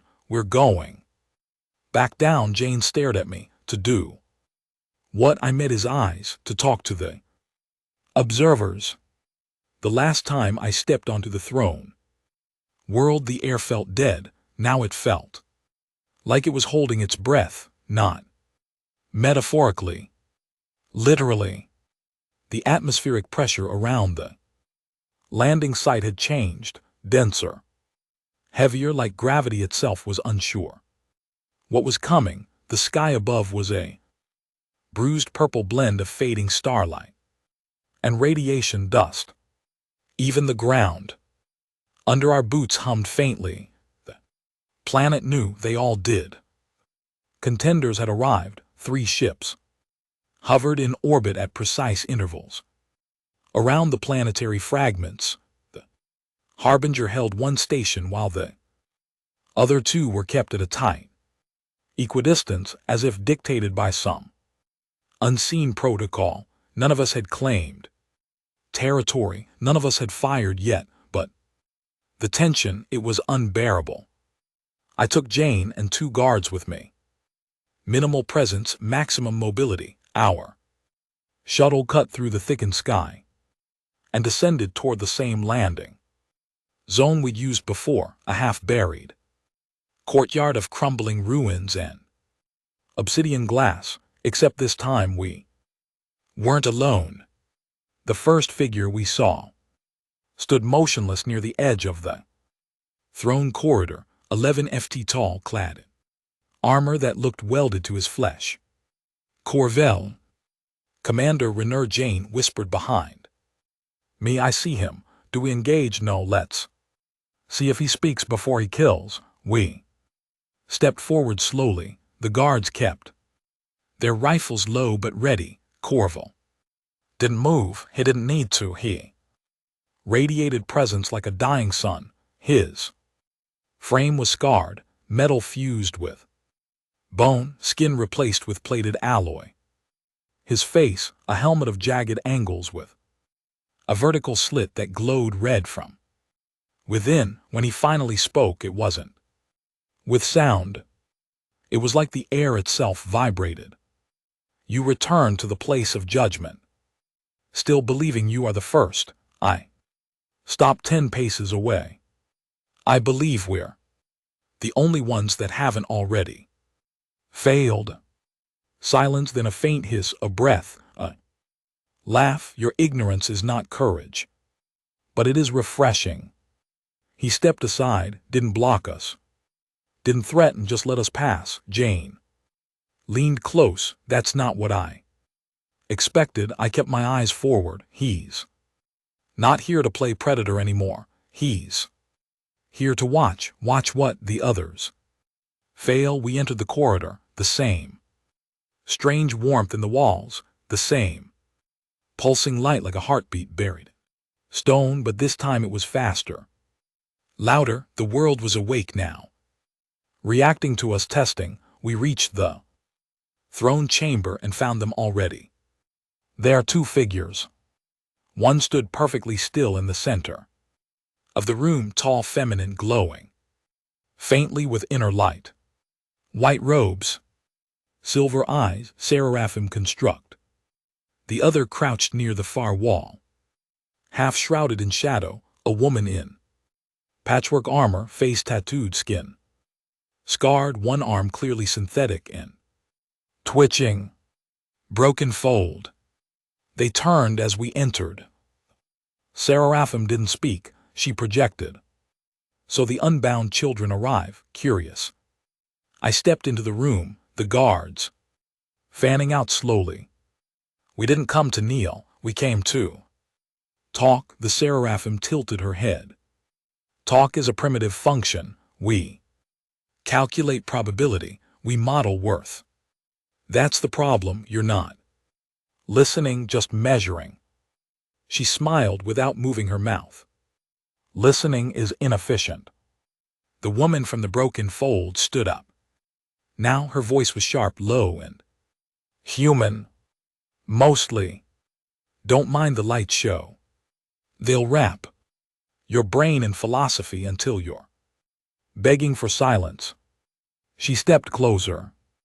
My name's Ra, formerly of the Delari Ascendancy, before they got wiped off the map in the last trial. Join's eyes narrowed. You survived, Ra smirked. I adapted. She nodded at the throne. Everyone in this room thinks they have a right to that thing, but none of them deserve it. And you do, she shrugged. No, but I'm the only one who wants to burn it. I walked forward slowly, letting the others talk, watching their positions, their spacing, their intent. And I understood something most would miss. This wasn't diplomacy, this was probing. Each of them was waiting to see who'd move first, not to fight but to claim, because whoever reached for that throne wouldn't just make a statement. They'd trigger the next phase of the trial, and none of us were ready for that. The observer sphere hovered above the throne again, still dark but different now, its casing cracked faintly with light beneath the surface, like something inside was stirring, awakening, responding to us. Then the Seraphim spoke again, and this time everyone listened. One must claim the burden or all shall be deemed unworthy. The words weren't a threat, they were protocol. We stood in silence. Even Corval now stood at the chamber entrance, unmoving, waiting. Jane looked at me. You thinking what I'm thinking? Probably not. You want to take the throne? No, then what? I want to see what happens when someone tries. I turned to Ra. You want to end this? She nodded. I pointed at the throne. Then sit in it. She blinked. What? You said you didn't want power. Just to stop the cycle, so take the seat, break it, show them it can't be. Claim. Jane looked confused. Renner, I raised a hand. I wasn't gambling, I was baiting, and it worked. Ra stepped forward slow. Everyone watched. No one moved. She reached the steps, climbed, then paused, then lowered herself onto the throne, and the room changed. Light exploded from the sphere above. Not a pulse, a surge. The chamber went white. Air rushed in from nowhere. Pressure warped. Stone cracked. The walls folded outward, revealing impossible depths. Halls that extended into void space. Corridors of light and shadow that obeyed no geometry. Ra screamed. Her back arched. The throne lit up with circuitry that hadn't been visible, glowing red through the cracks. Not absorbing her, reading her. The Seraphim raised a hand, but didn't Interfere, Corviel stepped into the room but stopped short. And I stood perfectly still, watching. The trial interface initiate, the throne, wasn't the prize, it was the judge, and it didn't ask for volunteers, it chose. Ra collapsed forward, breathing hard. Eyes wide, the light dimmed, the sphere hovered lower, its outer casing open, now revealing an inner core of crystalline data. It pulsed. Candidate rejected. The room shook, stone fell. From the ceiling, a second voice followed. Burden must be chosen by consensus or dominance, input required. I turned to Jane. Dominance it is, he nodded grimly, and then everything happened at once. Corviel charged, no warning, no speech. He moved like gravity bent for him, the floor cracking under his weight, his arms outstretched like blades. He wasn't trying to sit on the throne. He was trying to shatter it. Jane pulled Ra out of the way. The seraphim stepped back, folding into a lattice of light that wrapped around her like armor. I drew my weapon. Not to kill, but to stall. Core, I shouted, this isn't a test of might. Boom, his foot hit the step. Entire structure cracked, but it didn't break. Instead, the light from the sphere turned black. It pulsed once and threw him back with a shock wave that shook the mountain. He crashed into the wall, didn't rise, didn't move, and the voice returned, now clearer than ever. None may take what they do not understand. I looked around at the broken. They ascended, the last survivor, and I stepped up to the throne, one foot on the step, then another. The others watched but didn't move. And I said one word, show me. Throne didn't glow, the sphere didn't surge. Instead, a final voice, one we hadn't heard, filled the chamber, calm. Male, old human, your kind is not ready. I stared up. Then why give us the map? Because readiness does not mean worth.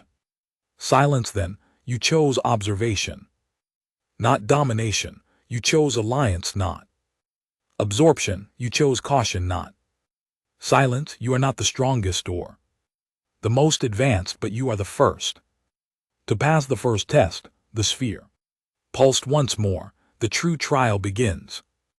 Now the floor fell away. The chamber vanished, and we were somewhere else entirely.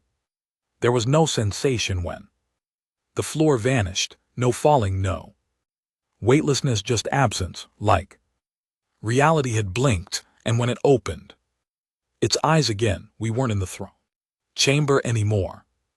We were somewhere else. The first thing I noticed was the light. It had no source, no origin point, no shadows. It just existed, ambient, sterile, soft. Enough to see, but too flat to feel natural. It reflected off nothing. It revealed everything and hid everything.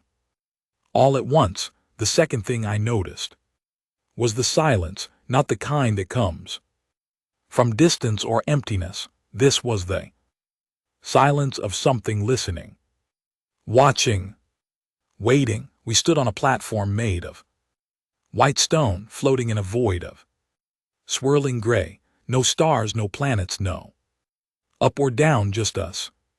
Jane stood to my left, swaying slightly. Ra was behind me, still recovering from the throne's rejection. Her face was pale, and her left arm, the synthetic one, twitched like it had caught a virus. Seraphim construct hovered several feet away, still glowing, still too calm. Corviel wasn't here. That fact alone unsettled me more than everything else. If he'd been removed from the trial entirely, that meant they had judged him already, and it wasn't worth continuing. A voice came, not through the air, through us. Phase 2, identity alignment. I clenched my fists. What the hell does that mean? The platform shifted, not physically but perceptually, one moment. We stood on blank stone, the next we were standing on earth or something like it. I stared around in disbelief. Blue skies, ruined cities, craters where skyscrapers once stood collapsed. Bridges, empty rivers, fires in the distance. It wasn't Earth as it was, it was Earth after the fall. Jane muttered beside me, "This isn't real." "No," I said, "it's a projection." Ra looked around and scoffed. "So this is what they think our legacy looks like?" I wasn't so sure. I stepped forward, slowly across the cracked pavement of what used to be a city street. Dust swirled in the wind, an old flyer, maybe a warning from wartime, skittered past my boots. Mandatory relocation zone, 7, await processing. Commander, Jane said behind me. "This isn't just a test." "No," I agreed. "It's a mirror." The trial wasn't about fighting. Not yet. It was about showing us the ending we were headed toward, unless we proved we could change it. The voice returned. Each contender will now present their model for survival. The platform flashed and the seraphim construct stepped forward. Light shimmered around her as the projection shifted again. Cities rebuilt, perfect symmetry, structures gleaming in silver and white. People or things that resembled people walked silently through clean streets, faces blank, movement synchronized. No crime, no war, no difference. "We offer unity through design," she said. "No starvation, no violence, all minds calibrated to optimal function." It was beautiful, perfect, soulless.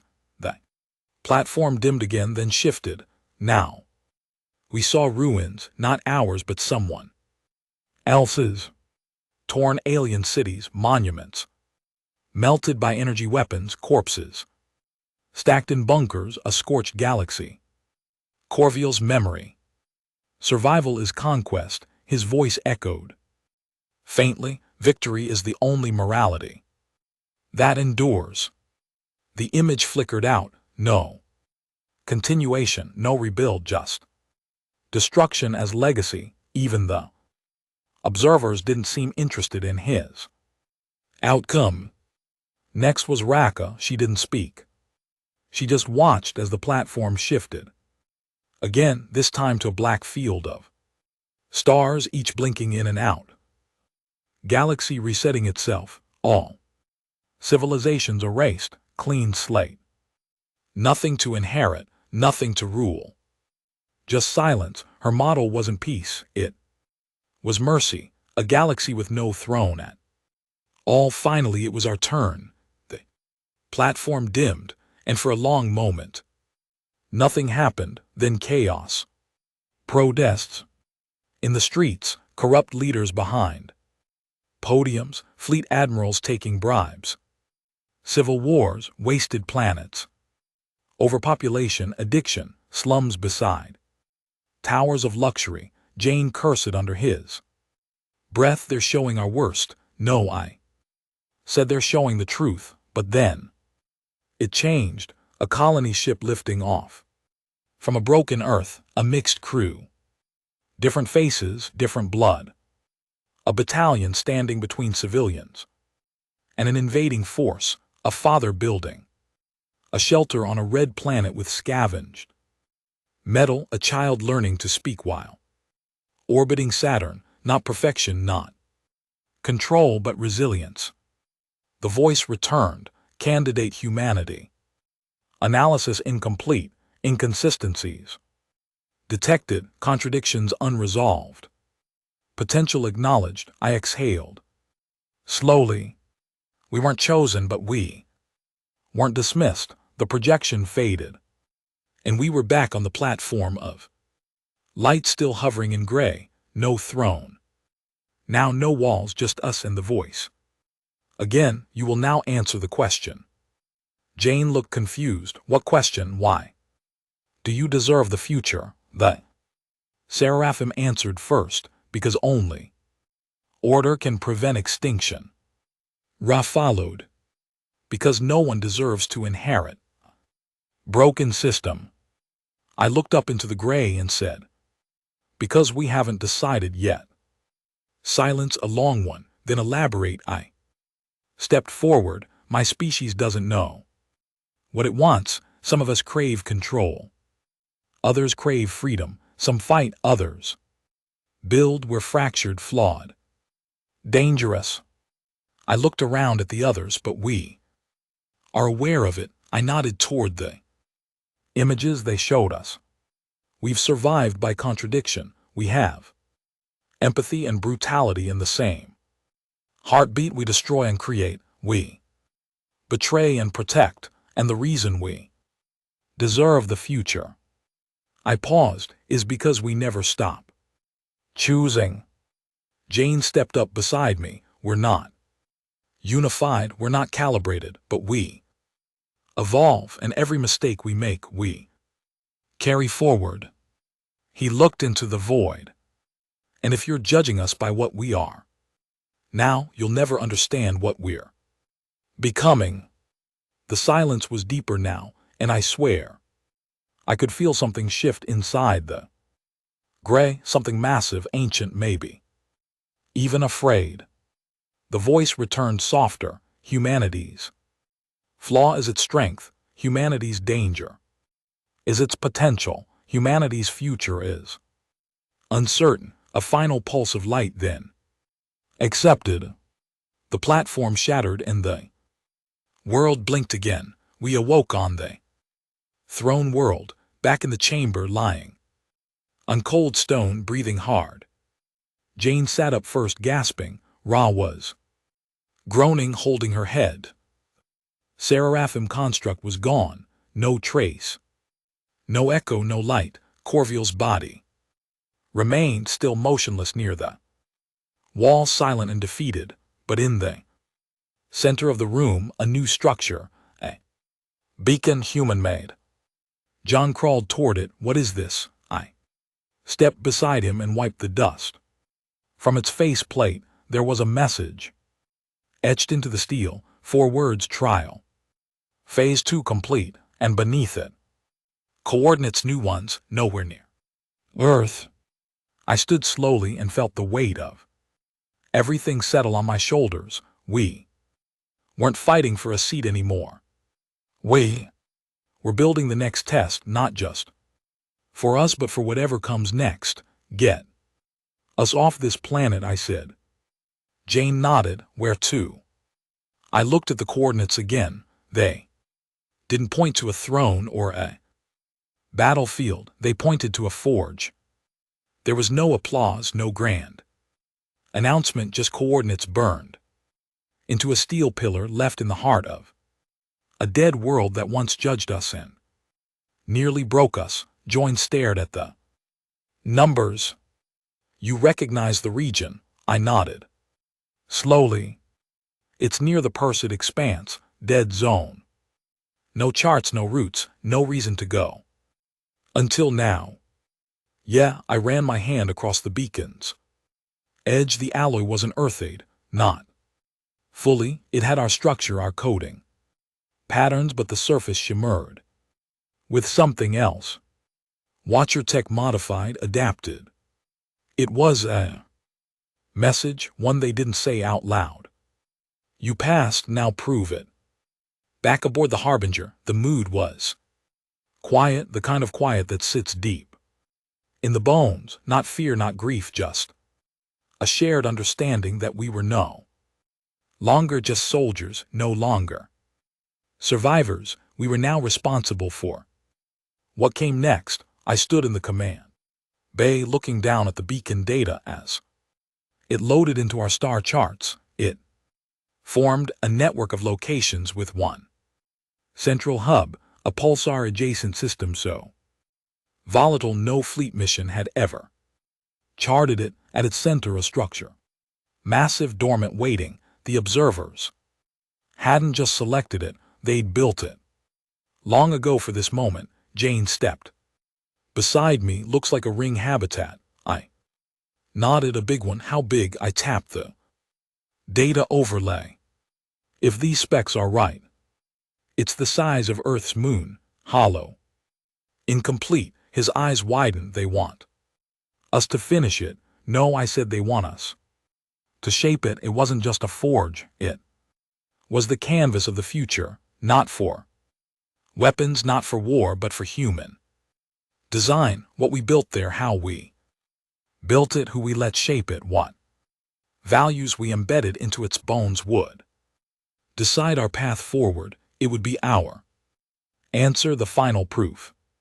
4 days later, we reached the outer rim of the designated system. Fold space kicked us out with enough force to shake the whole plating. We dropped into a debris field littered with ancient wreckage, bones of ships that tried to pass too close to the pulsar and got fried by radiation waves. Through the wreckage we saw it. Ring, massive, incomplete. Its structure stretched across a third of the system. Metallic arcs hanging like ribs around the star. Giant stabilizer pylons floated in fixed orbits, beams half welded extended into nothing, unfinished.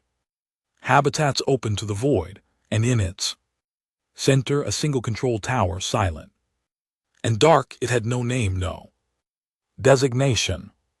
So we gave it one: Project Dawn Forge. We docked at the central tower 3 hours after arrival. No resistance, no security, no voice from the void this time, just open airlocks, as if the observers had finished their part, and now it was our turn. I assembled a core team: engineers, architects, a few sociologists, and Jane. We stepped into the heart of the control tower. What we found wasn't a bridge, it was a Genesis chamber. Walls lined with projection systems, DNA archives, tech blueprints, linguistic libraries, cultural data from thousands of civilizations, most extinct, all recorded, preserved. It was a library of what came before, and we were supposed to build what came after. A message played the moment we activated the central node, not a voice, a phrase. In every language known to humanity: build what reflects your soul, it will echo forever. The gravity of it hit hard, because what we built here wasn't just a structure, it would be our legacy and our warning. We started slow, laid down a base frame, a rotating ring segment capable of housing 30,000 people, powered by the pulsar's radiation. Jane handled structural integrity and layout. I handled logistics, defense, grid integration, comms, relays. Then came the hard part. Who do we bring? Who represents humanity? Who decides what our future looks like? It wasn't just a military question anymore, it was civilization design. And I wasn't a politician. Word leaked fast, even though we hadn't sent any open comms. Someone on Earth command knew where we were, probably Arcos, maybe Corin, hell, maybe they always knew. Within 2 days, 3 more ships arrived, Earth delegates, scientists, engineers, and behind them politicians. They came in dressed clean, voices polished, intentions hidden behind smiles. They didn't thank us. They didn't ask permission. They just walked aboard like they'd been expected. And in a way they had, because this part, the corruption, the power grabbing, the greed, it was as much a part of humanity as the hope we'd clung to back in the chamber. Jane cornered me that night in the observation deck. They're going to hijack this, I know. They're already rewriting the colony charter, putting their names on the foundation plaques. They're pushing the civilian quarter designed to favor their parties.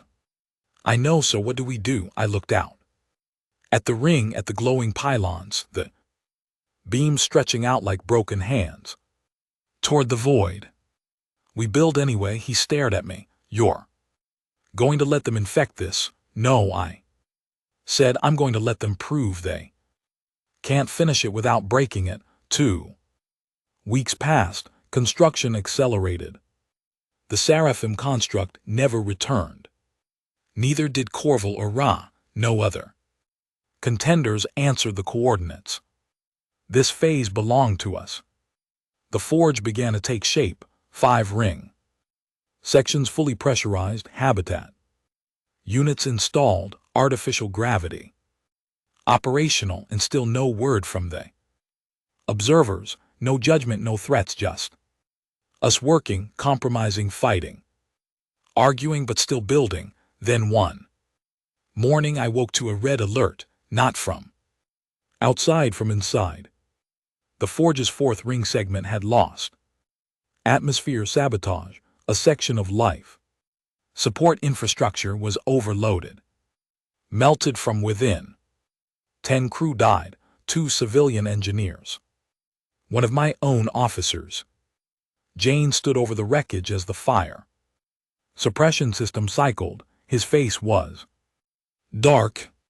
They did this, he muttered. The delegates, they're fighting for control. From within, I nodded. They wanted to fail. No, I said, they want us to fail so they can take over. I convened the senior team in the command ring. Every department head, civilian, military, science, diplomatic, and I said one thing: you've been given something no species has ever been offered. They stared at me, confused, tense. You weren't asked to conquer or surrender or follow some prophecy. I walked the room slowly. You were asked to build, to create something worthy of echoing into the future. I pointed out the window at the stars. Right now we have silence from the ones who tested us, because they're watching what we do with this moment. I turned back to them. And if we poison it with politics, with pettiness, with greed, they'll erase us. Like the rest, quiet, swift, final. I paused. And maybe we'll deserve it. No one spoke, not at first, but some nodded. Joan stood beside me, and for the first time in weeks I saw belief on people's faces again, not because we'd solved the problem, but because we'd named it. In the following days, construction shifted. We stopped following the committee drafts. We started building around function, not vanity. No statues, no command centers with penthouse views. We installed agriculture pods, multicultural libraries, joint command hubs with rotating leadership, not because it was perfect, but because it was the only way forward that didn't mirror the worst of us. And then one night the observer spoke again, not with words, with arrival. A new sphere appeared in orbit, larger than before, engraved with symbols, ours, not theirs. It didn't scan, didn't emit light.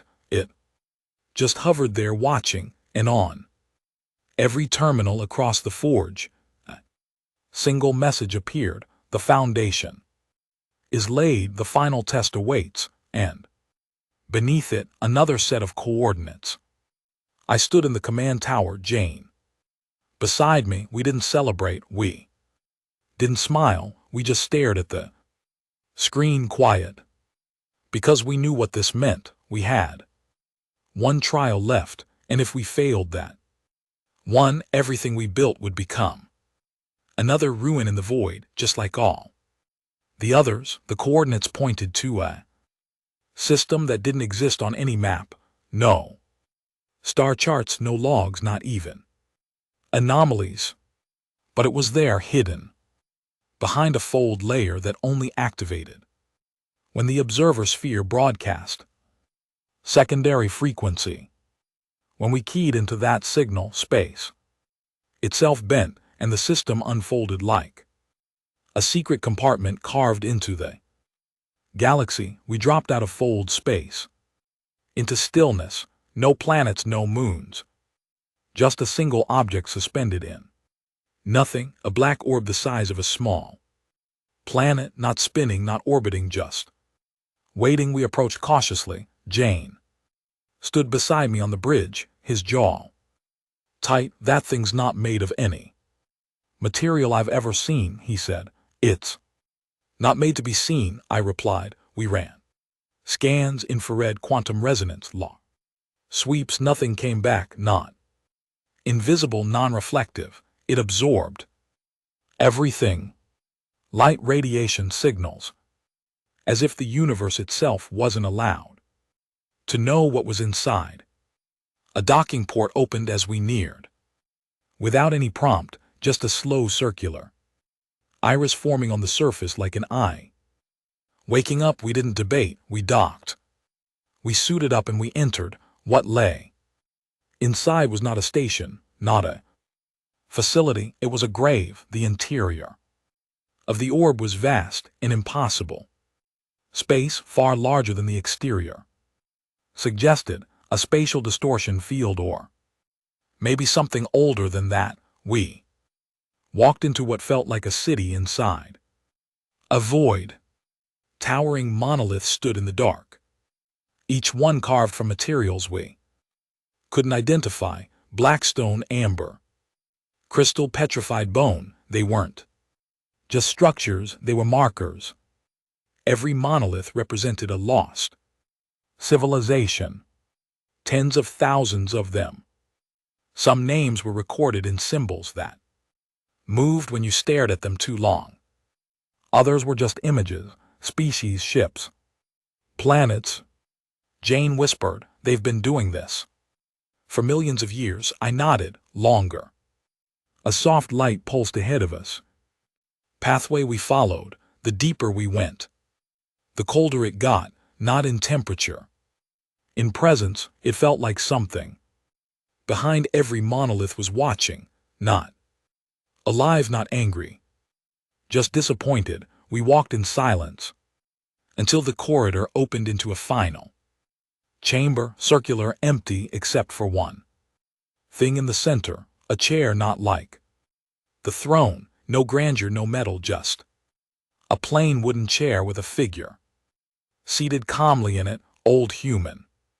He looked like a man in his late 60s, wearing a flight uniform, early Earth era, cracked leather, faded insignia. He was bald, lean, with eyes so pale they were nearly white. He didn't look up at first, just waited. Then when we were close enough, he spoke. It took you long enough. I froze. Jane stepped forward, cautious. Who are you?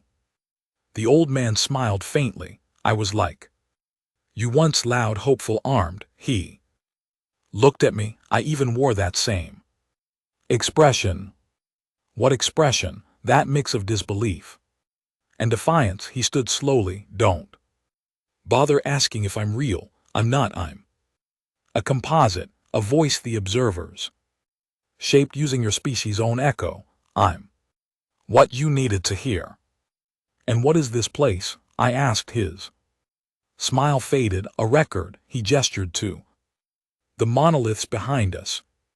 Of everyone who failed. He walked slowly around the chamber, hands behind his back. They came here with purpose, ambition, vision. Just like you, they passed the first tests. They built, they adapted. But they made the same mistake. What mistake? He turned. They believed the trial was about them. The room grew quieter. He tapped his chest. You think the throne is for you, that you are meant to decide the shape of the galaxy. He pointed outward beyond the walls. But this is not about what you want, it's about what you leave behind. Jane furrowed his brow. Isn't that what we've been doing? We built the forge. We didn't conquer, we didn't submit. You built, the voice said, but you haven't chosen what kind of future it represents. He turned to me again. That's why you're here. Suddenly the chamber changed. No movement, just an overlay, reality, folding in on itself, and now we stood in front of three visions, like projections but sharper, tangible, each floated like a ghost in the void. First was a galaxy of order, clean, controlled, silent, the seraphims. Legacy, no wars, no poverty, no emotion. Peace through obedience. The second was fire, ships exploding, planets bleeding, flags raised over mass graves. The legacy of conquest, Corval's answer. Peace through dominance. The third was silence, a void, no voices, no memory, no witnesses. Ra's solution, peace through extinction. Then came the fourth, ours half-formed, a planet growing unevenly, civilizations clashing, cooperating, stalling, racing ahead, flawed, messy, unfinished. Peace through struggle. The old man looked at me. That's the legacy you're building. Why show us this? Because you haven't finished it. He stepped closer. And now you must decide what happens if you're no longer there to guide it. What do you mean? I asked. He raised a hand. Final trial.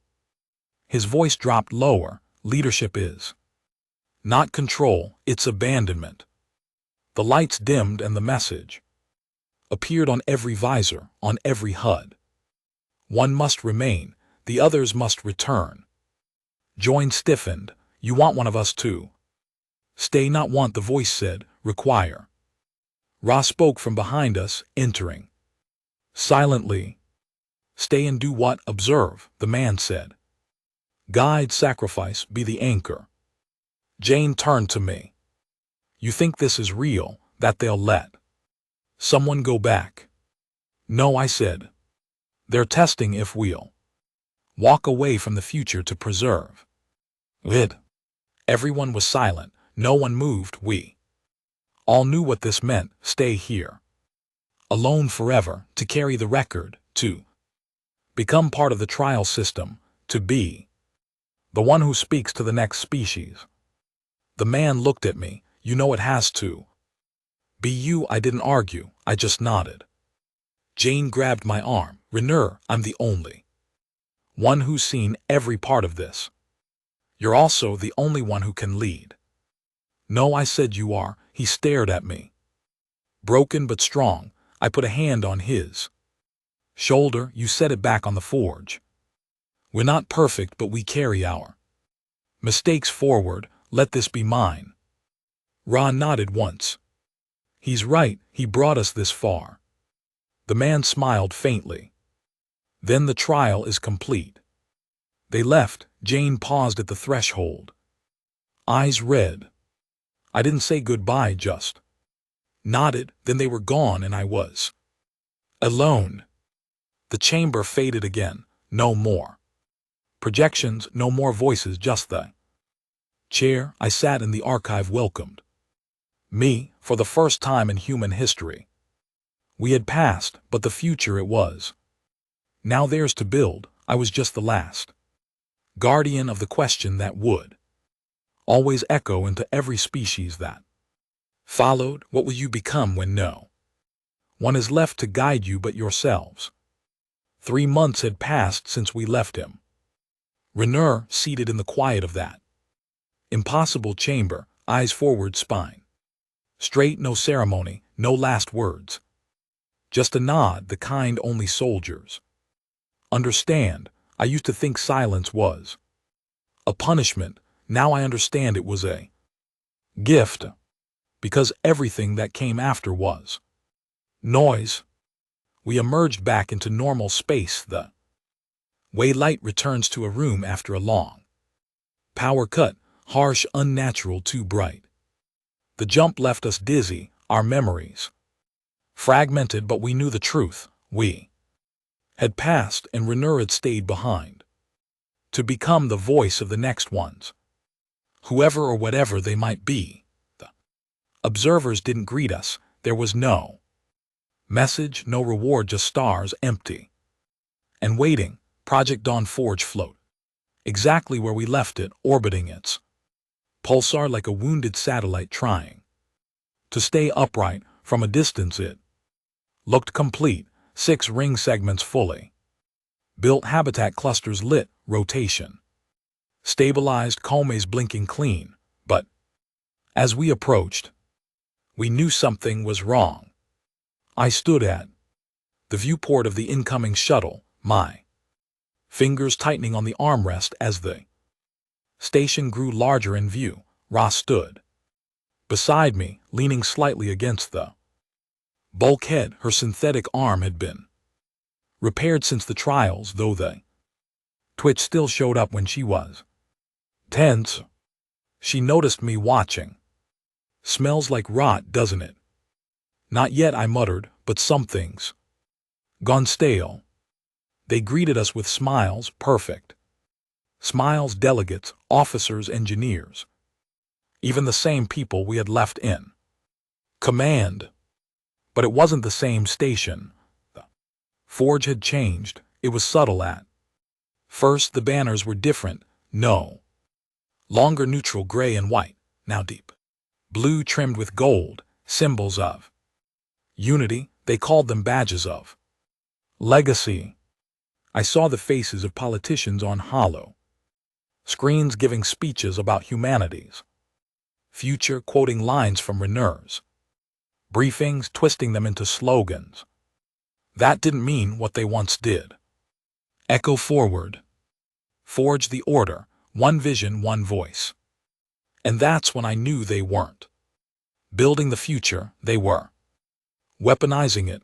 I held the debrief in a secure wing of the command core, the one section of the station they hadn't touched yet. My officers were waiting. Loyalists, all engineers, scouts, veterans, people who still remembered what we actually fought for. I told them everything about the archive, the failed species, the final trial, Rener's decision, and I watched their faces shift, grief, pride, confusion, and anger, because they saw what I did. We left a man behind to guard the next chapter of civilization, and these vultures had filled that chapter with lies. The Unity Council, I asked my old chief of security, Amya. What the hell is that? She grimaced. Formed 2 weeks after you disappeared. Claimed emergency governance powers to finish the forge and protect Rener's vision. They even using his name all over everything, statues, documents, schools. Who's leading it? Director Thern Jass. I remembered him, a fleet liaison turned political parasite, smooth voice, smiled too easily, the kind of man who'd sell the planet beneath him if he got to keep the flag. How many follow him? She hesitated. Too many. I called a meeting, not a council, not a press broadcast, just the people who remembered the mission. It was time to take the forge back. They met me in a defunct section of Ring 5, once slated to be an education hub. Now abandoned mid-build, filled with stripped panels and uninstalled conduits. We turned it into a war room. It felt appropriate because this was a Cold War now, a war of truth versus version. Ra laid it out first. They're controlling infrastructure, life support, comms, food supply chains. They even rewrote the registry to make themselves founders. The rest of us were listed as advisors. Amya added, they're recruiting youth. Fast indoctrination, loyalty programs, full surveillance. One of the engineers, Hale, looked sick. They're already planning a fleet expansion. No vote, no review, just straight to construction. They're building weapons, I asked. Frigates, monitors, supposedly defensive. But they're using fusion-class cores, which meant those ships could nuke city block from orbit or level a moon. I stood in silence for a long time, then I said, "We're done being advisors." We started small, cutting off their back doors, isolating their power routes, taking control of forgotten subsystems, air filtration, internal sensors, gravity corridors. We didn't strike, we watched, listened, tracked, because we weren't just planning a mutiny, we were planning to reclaim a future. The moment came 2 weeks later. There Jas stood in the Central Forum, delivering a broadcast to every habitat. Ring, his voice filled the corridors. This forge is a monument, a beacon, but it is also a fortress. The galaxy will watch us, and we will show them unity. One voice, one direction, one legacy. He raised his hand, a new flag unfurled. Golden sun, blue field, a crowned forge.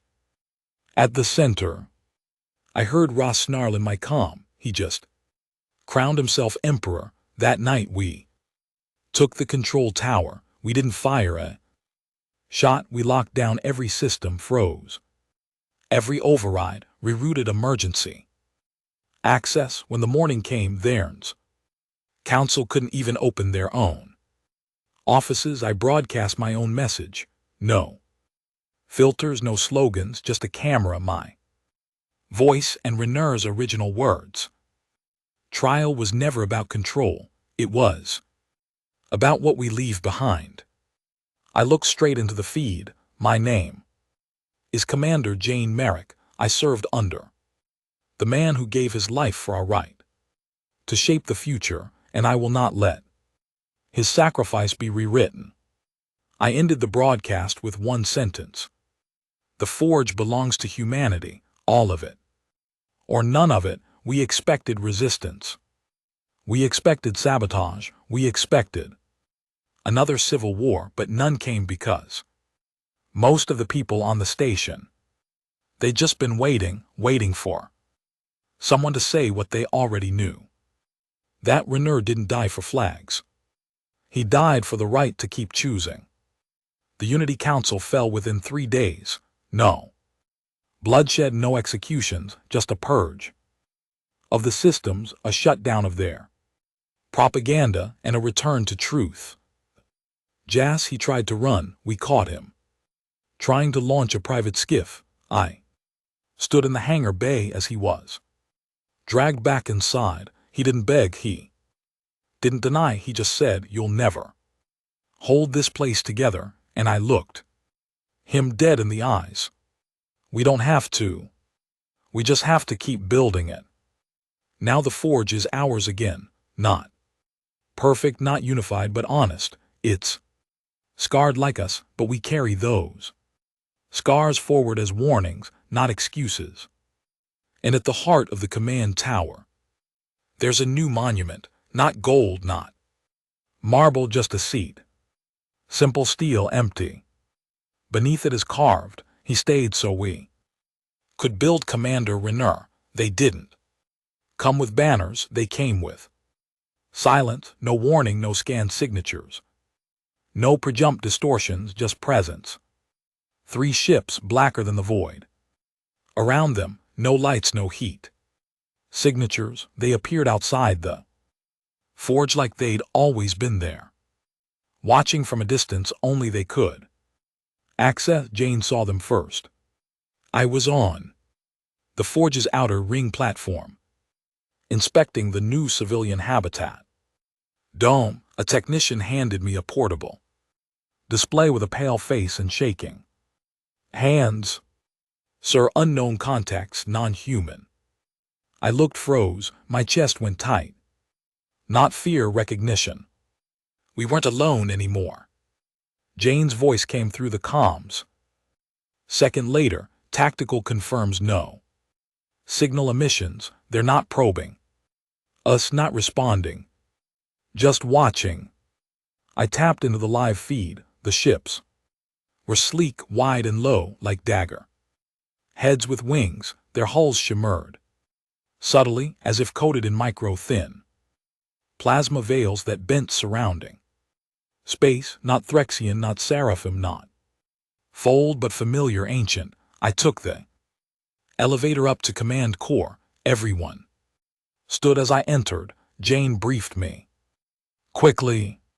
Long-range scans confirm no weapons deployed, but the forges sensors are getting interference. Our telemetry is being overwritten every 5 seconds. I've never seen this kind of data disruption before. They're not jamming us, I said. They're studying us. Jane grimaced, like the observers did. No, I said. The observers watched from a distance. This is closer. I stared out at the black ships. These things want us to know we're being watched. We sent a standard hail. No reply. We escalated to a focused tight beam comm. Still nothing. Then the third ship shifted position just a few 100 meters closer. That was all it took. The forge's outer shield array flickered. The lights dimmed for half a second, and every terminal on every deck lit up with a single word: revision. Jane leaned forward. What the hell does that mean? Before I could answer, the black ships sent a direct transmission, not through comms, through the forge itself. They hijacked our central architecture like it was a toy. Every screen on the station filled with static. Then a voice, layered, masculine but echoing, like it came from inside the brain. Not loud, not aggressive, just sure. You were never meant to pass. Your trial was premature. The galaxy was not ready for your kind. We will correct this error. They called themselves the Sari, an offshoot from a species that had once stood trial in the time before the observers formalized their protocols. They had survived not through honor or compliance, but through isolation, arrogance, and the use of backdoor observer systems. They weren't failed. They weren't passed. They were exempt. Clerical void in the architecture of galactic evolution. A ghost civilization unseen, clears throat, unjudged. And now they believed we had stolen their seat. Their transmission continued. We were the architects of survival, not peacekeepers, not destroyers. The Four was never meant for your bloodline. Your kind was a simulation. You were not supposed to succeed. I stepped forward toward the command display and answered. You had your chance. You chose to hide. We chose to build. Forge is ours now. Earn it or get out of the way. A pause. Then we do not take. We erase. 3 minutes later, we lost Ring 6, not from an attack, not from a weapon, from history. 1 second, the entire ring systems were online. 12,000 residents, habitat, domes, schools, water processing. The next gone, not destroyed, just deleted. Every record, every trace sensor log showed no explosions, no movement, just a null zone where the ring used to be. Our internal footage cut out at once. People blinking, walking, laughing, and then just gone. No debris, no screaming, no blood, like they were never born. Jane stared at the void. That's not possible. They didn't kill us, I whispered. They're rewriting us. I sounded the alarm across all rings. Emergency lockdown, fleet mobilization. But even then I knew the truth. There is no defense against being forgotten. The council tried to vote on a response. Of course they did. They argued whether we should open a channel, offer diplomacy, beg for understanding. I walked into the chamber mid-debate. No ceremony, no patience. They don't want to speak, I said. They want to reset the timeline, to erase our existence. Thuron Jas, yes, still around, now under probation, but slithering in committees. raised his hand. And how do you know? That I turned to him slowly, because I heard it in their voice. I slammed a data drive onto the table. That was the tone of something that never considered us real. We activated the Forge's last defense layer, the resonance grid, a fail-safe built into the structure by the observers. It was never explained, never accessed, just listed as defensive. Contingency Omega. The engineers called it the ghost wall, a ripple field across the outer rings, designed to mask presence, distort telemetry, and reflect signals back onto attackers, confusing any AIG-guided weaponry or psychic interface systems. But the Sundari, they weren't using weapons, they were using narrative, history manipulation. They didn't need to fire missiles, they just needed to make the galaxy forget we mattered. I stood with Ra in the old observation platform of Ring 1, watching the stars shimmer behind the Forg's rotating spine. Feels like we're standing on someone else's grave, she muttered. We are, said. She lit a cigarette. Illegal in sealed sections, but nobody cared now. Oh, think they're bluffing? She asked. No, she took a drag. Then how do you fight an enemy that doesn't kill you, just rewrites reality around you? I looked out at the void and answered. You burn your name into the universe so deep that even they can't scrape it off. We began broadcasting all channels, all frequencies. We dumped every record of the Forge, the trials, Renur, the failures, the observer logs, everything. Into the public lattice, we hijacked civilian relays, smuggled drives into border stations, uploaded pulses into passing trade vessels. We turned our truth into a contagion. Every story, every file, every scar released. We stopped trying to protect the future and started infecting the present, because the sorry couldn't erase what had already been shared. Then they spoke again. Persistence is not legacy. Desperation is not worth. This is your final notification. Revision in progress. 3 more ships appeared, not in space. Inside the Forge, just blinked into the inner rings like they'd always been. There, they didn't attack, they didn't move, but every system around them began to flicker. Screens showed the wrong dates, logs rewrote themselves, names of crew vanished from rosters. People began to forget each other, small things.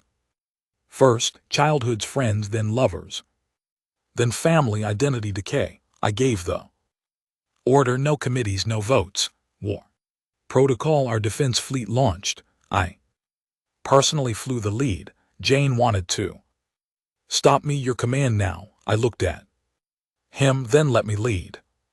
He didn't argue. We engaged the Sundari intrusion ships with everything we had: particle torpedoes, disruptor beams, electronic warfare payloads, nothing connected. Every weapon phased through them until we switched tactics. We uploaded a mass emotional burst into the comm channels, a recorded mosaic of Earth's history: birth, grief, laughter, war, peace, hope, not commands, not threats, humanity. And the first Sundari ship flinched. It didn't die, but it cracked, its structure twisted as if it recoiled. The second ship backed out of the Forge. The third collapsed in on itself, folding into a gravity not of its own making. They weren't immune. They just didn't understand us. And now, for the first time, they felt us. We followed up with what Renur left behind: the archive pulse, a hidden safe built into the Forge's communication lattice. One message, locked by his final command authority: Never played until now. We broadcast it, it wasn't strategy, it wasn't technical, it was just him. To whoever thinks they own the right to erase what they never earned, know this. We didn't ask for the trial, but we faced it. We didn't ask for power, but we earned it. We didn't ask for legacy, but we built it, and if the galaxy can't accept that, then it can burn around us. Because we will remain.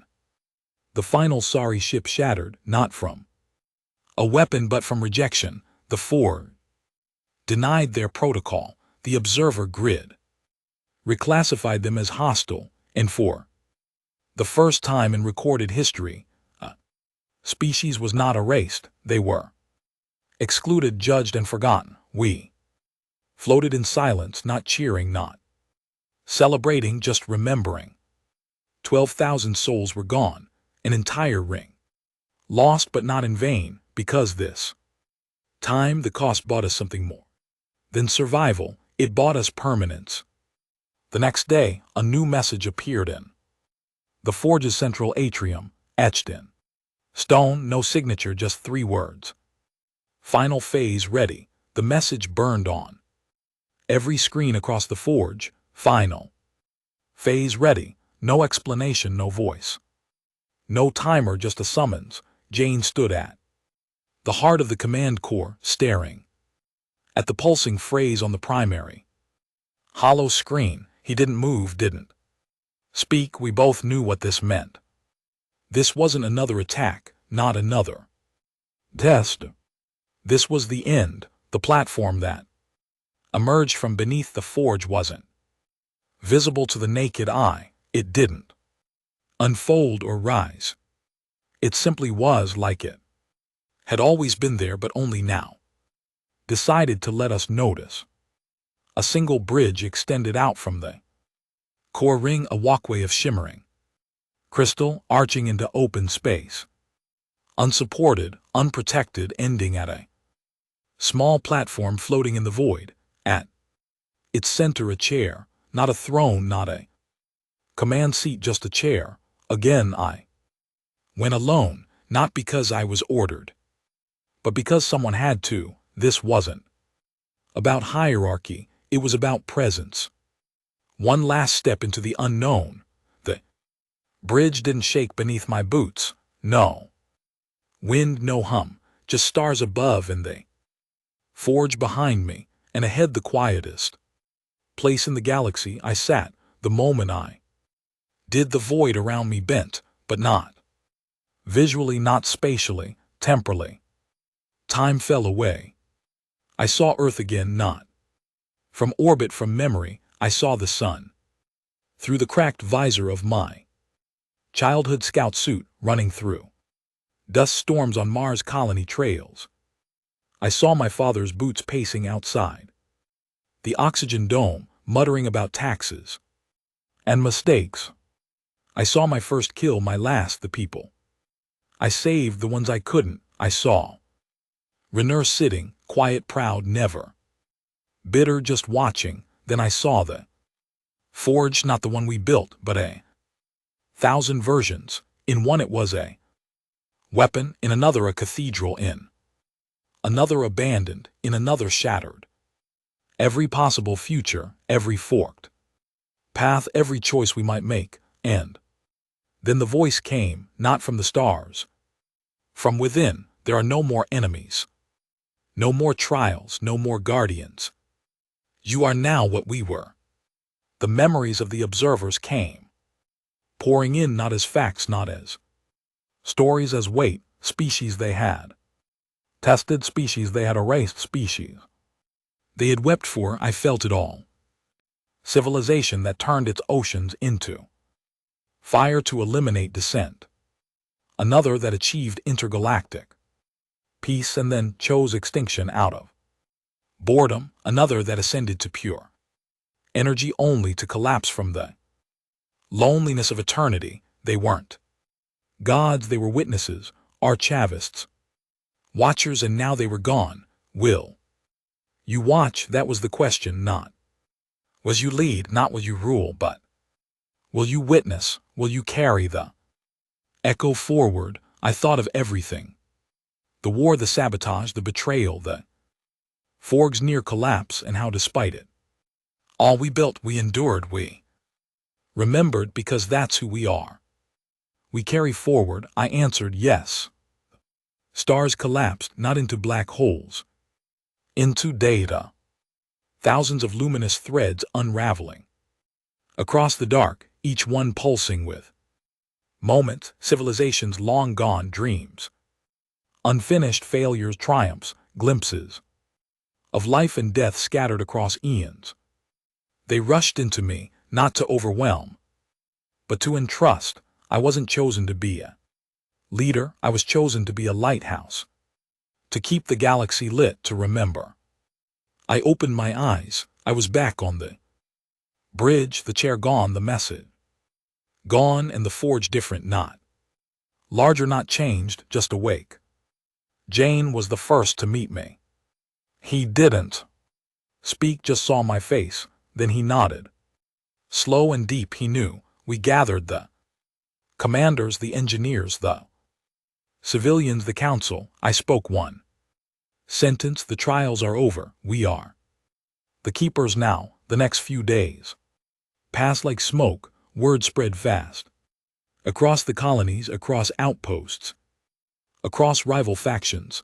Everyone had the same reaction. So what now? And for the first time in history, there was no enemy to answer that for us, no war to define us, no invader to unite us, no crisis to scare us into action. Just a single question: what do we do with forever? The council fractured within a week.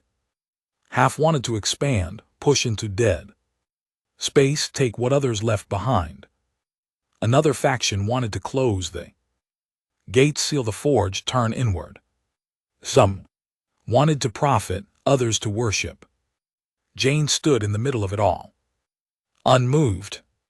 He issued the new directive: we will remember, not in prayer, not in war, in structure. He opened the vault built into the core of the forge. It was the deepest chamber, the archive, a living record of every species the observers had judged. We didn't hide it, we invited the galaxy to come see, to walk among the ruins, to listen to the echoes. We built schools, forums, observation decks that showed not just stars but stories, and slowly word spread. The galaxy came to us, curious, cautious, fearful, inspired. Old empires sent envoys, new ones sent children, and one by one they walked the archive and left. Changed. 10 years passed, then 20, then 50. Jane died in his sleep. They held the ceremony in the outer ring. A garden had been grown there beneath a clear dome, beneath alien trees and Martian soil. No guns, no salutes, just silence. A long one. I watched from above, old now but not broken. They call me the last witness, and maybe that's what I am, but not because I'm the oldest, not because I saw the wars, not because I passed the trials, because I still remember Rener's words when he looked into the darkness and chose to stay behind. We didn't ask for legacy, but we built it. Now I sit where he once sat, in the silent chamber. No guards, no glory, just stars, just stories, just time. And I wait for the next ones who will arrive from a broken system, or a dying sun, or a ship too small to matter. And they'll ask, what is this place? And I'll say, this is the forge. This is where we chose to stop surviving and started becoming. And maybe they'll pass, maybe not, but I'll be here like Rener was too. Watch, to remember, to carry the echo forward.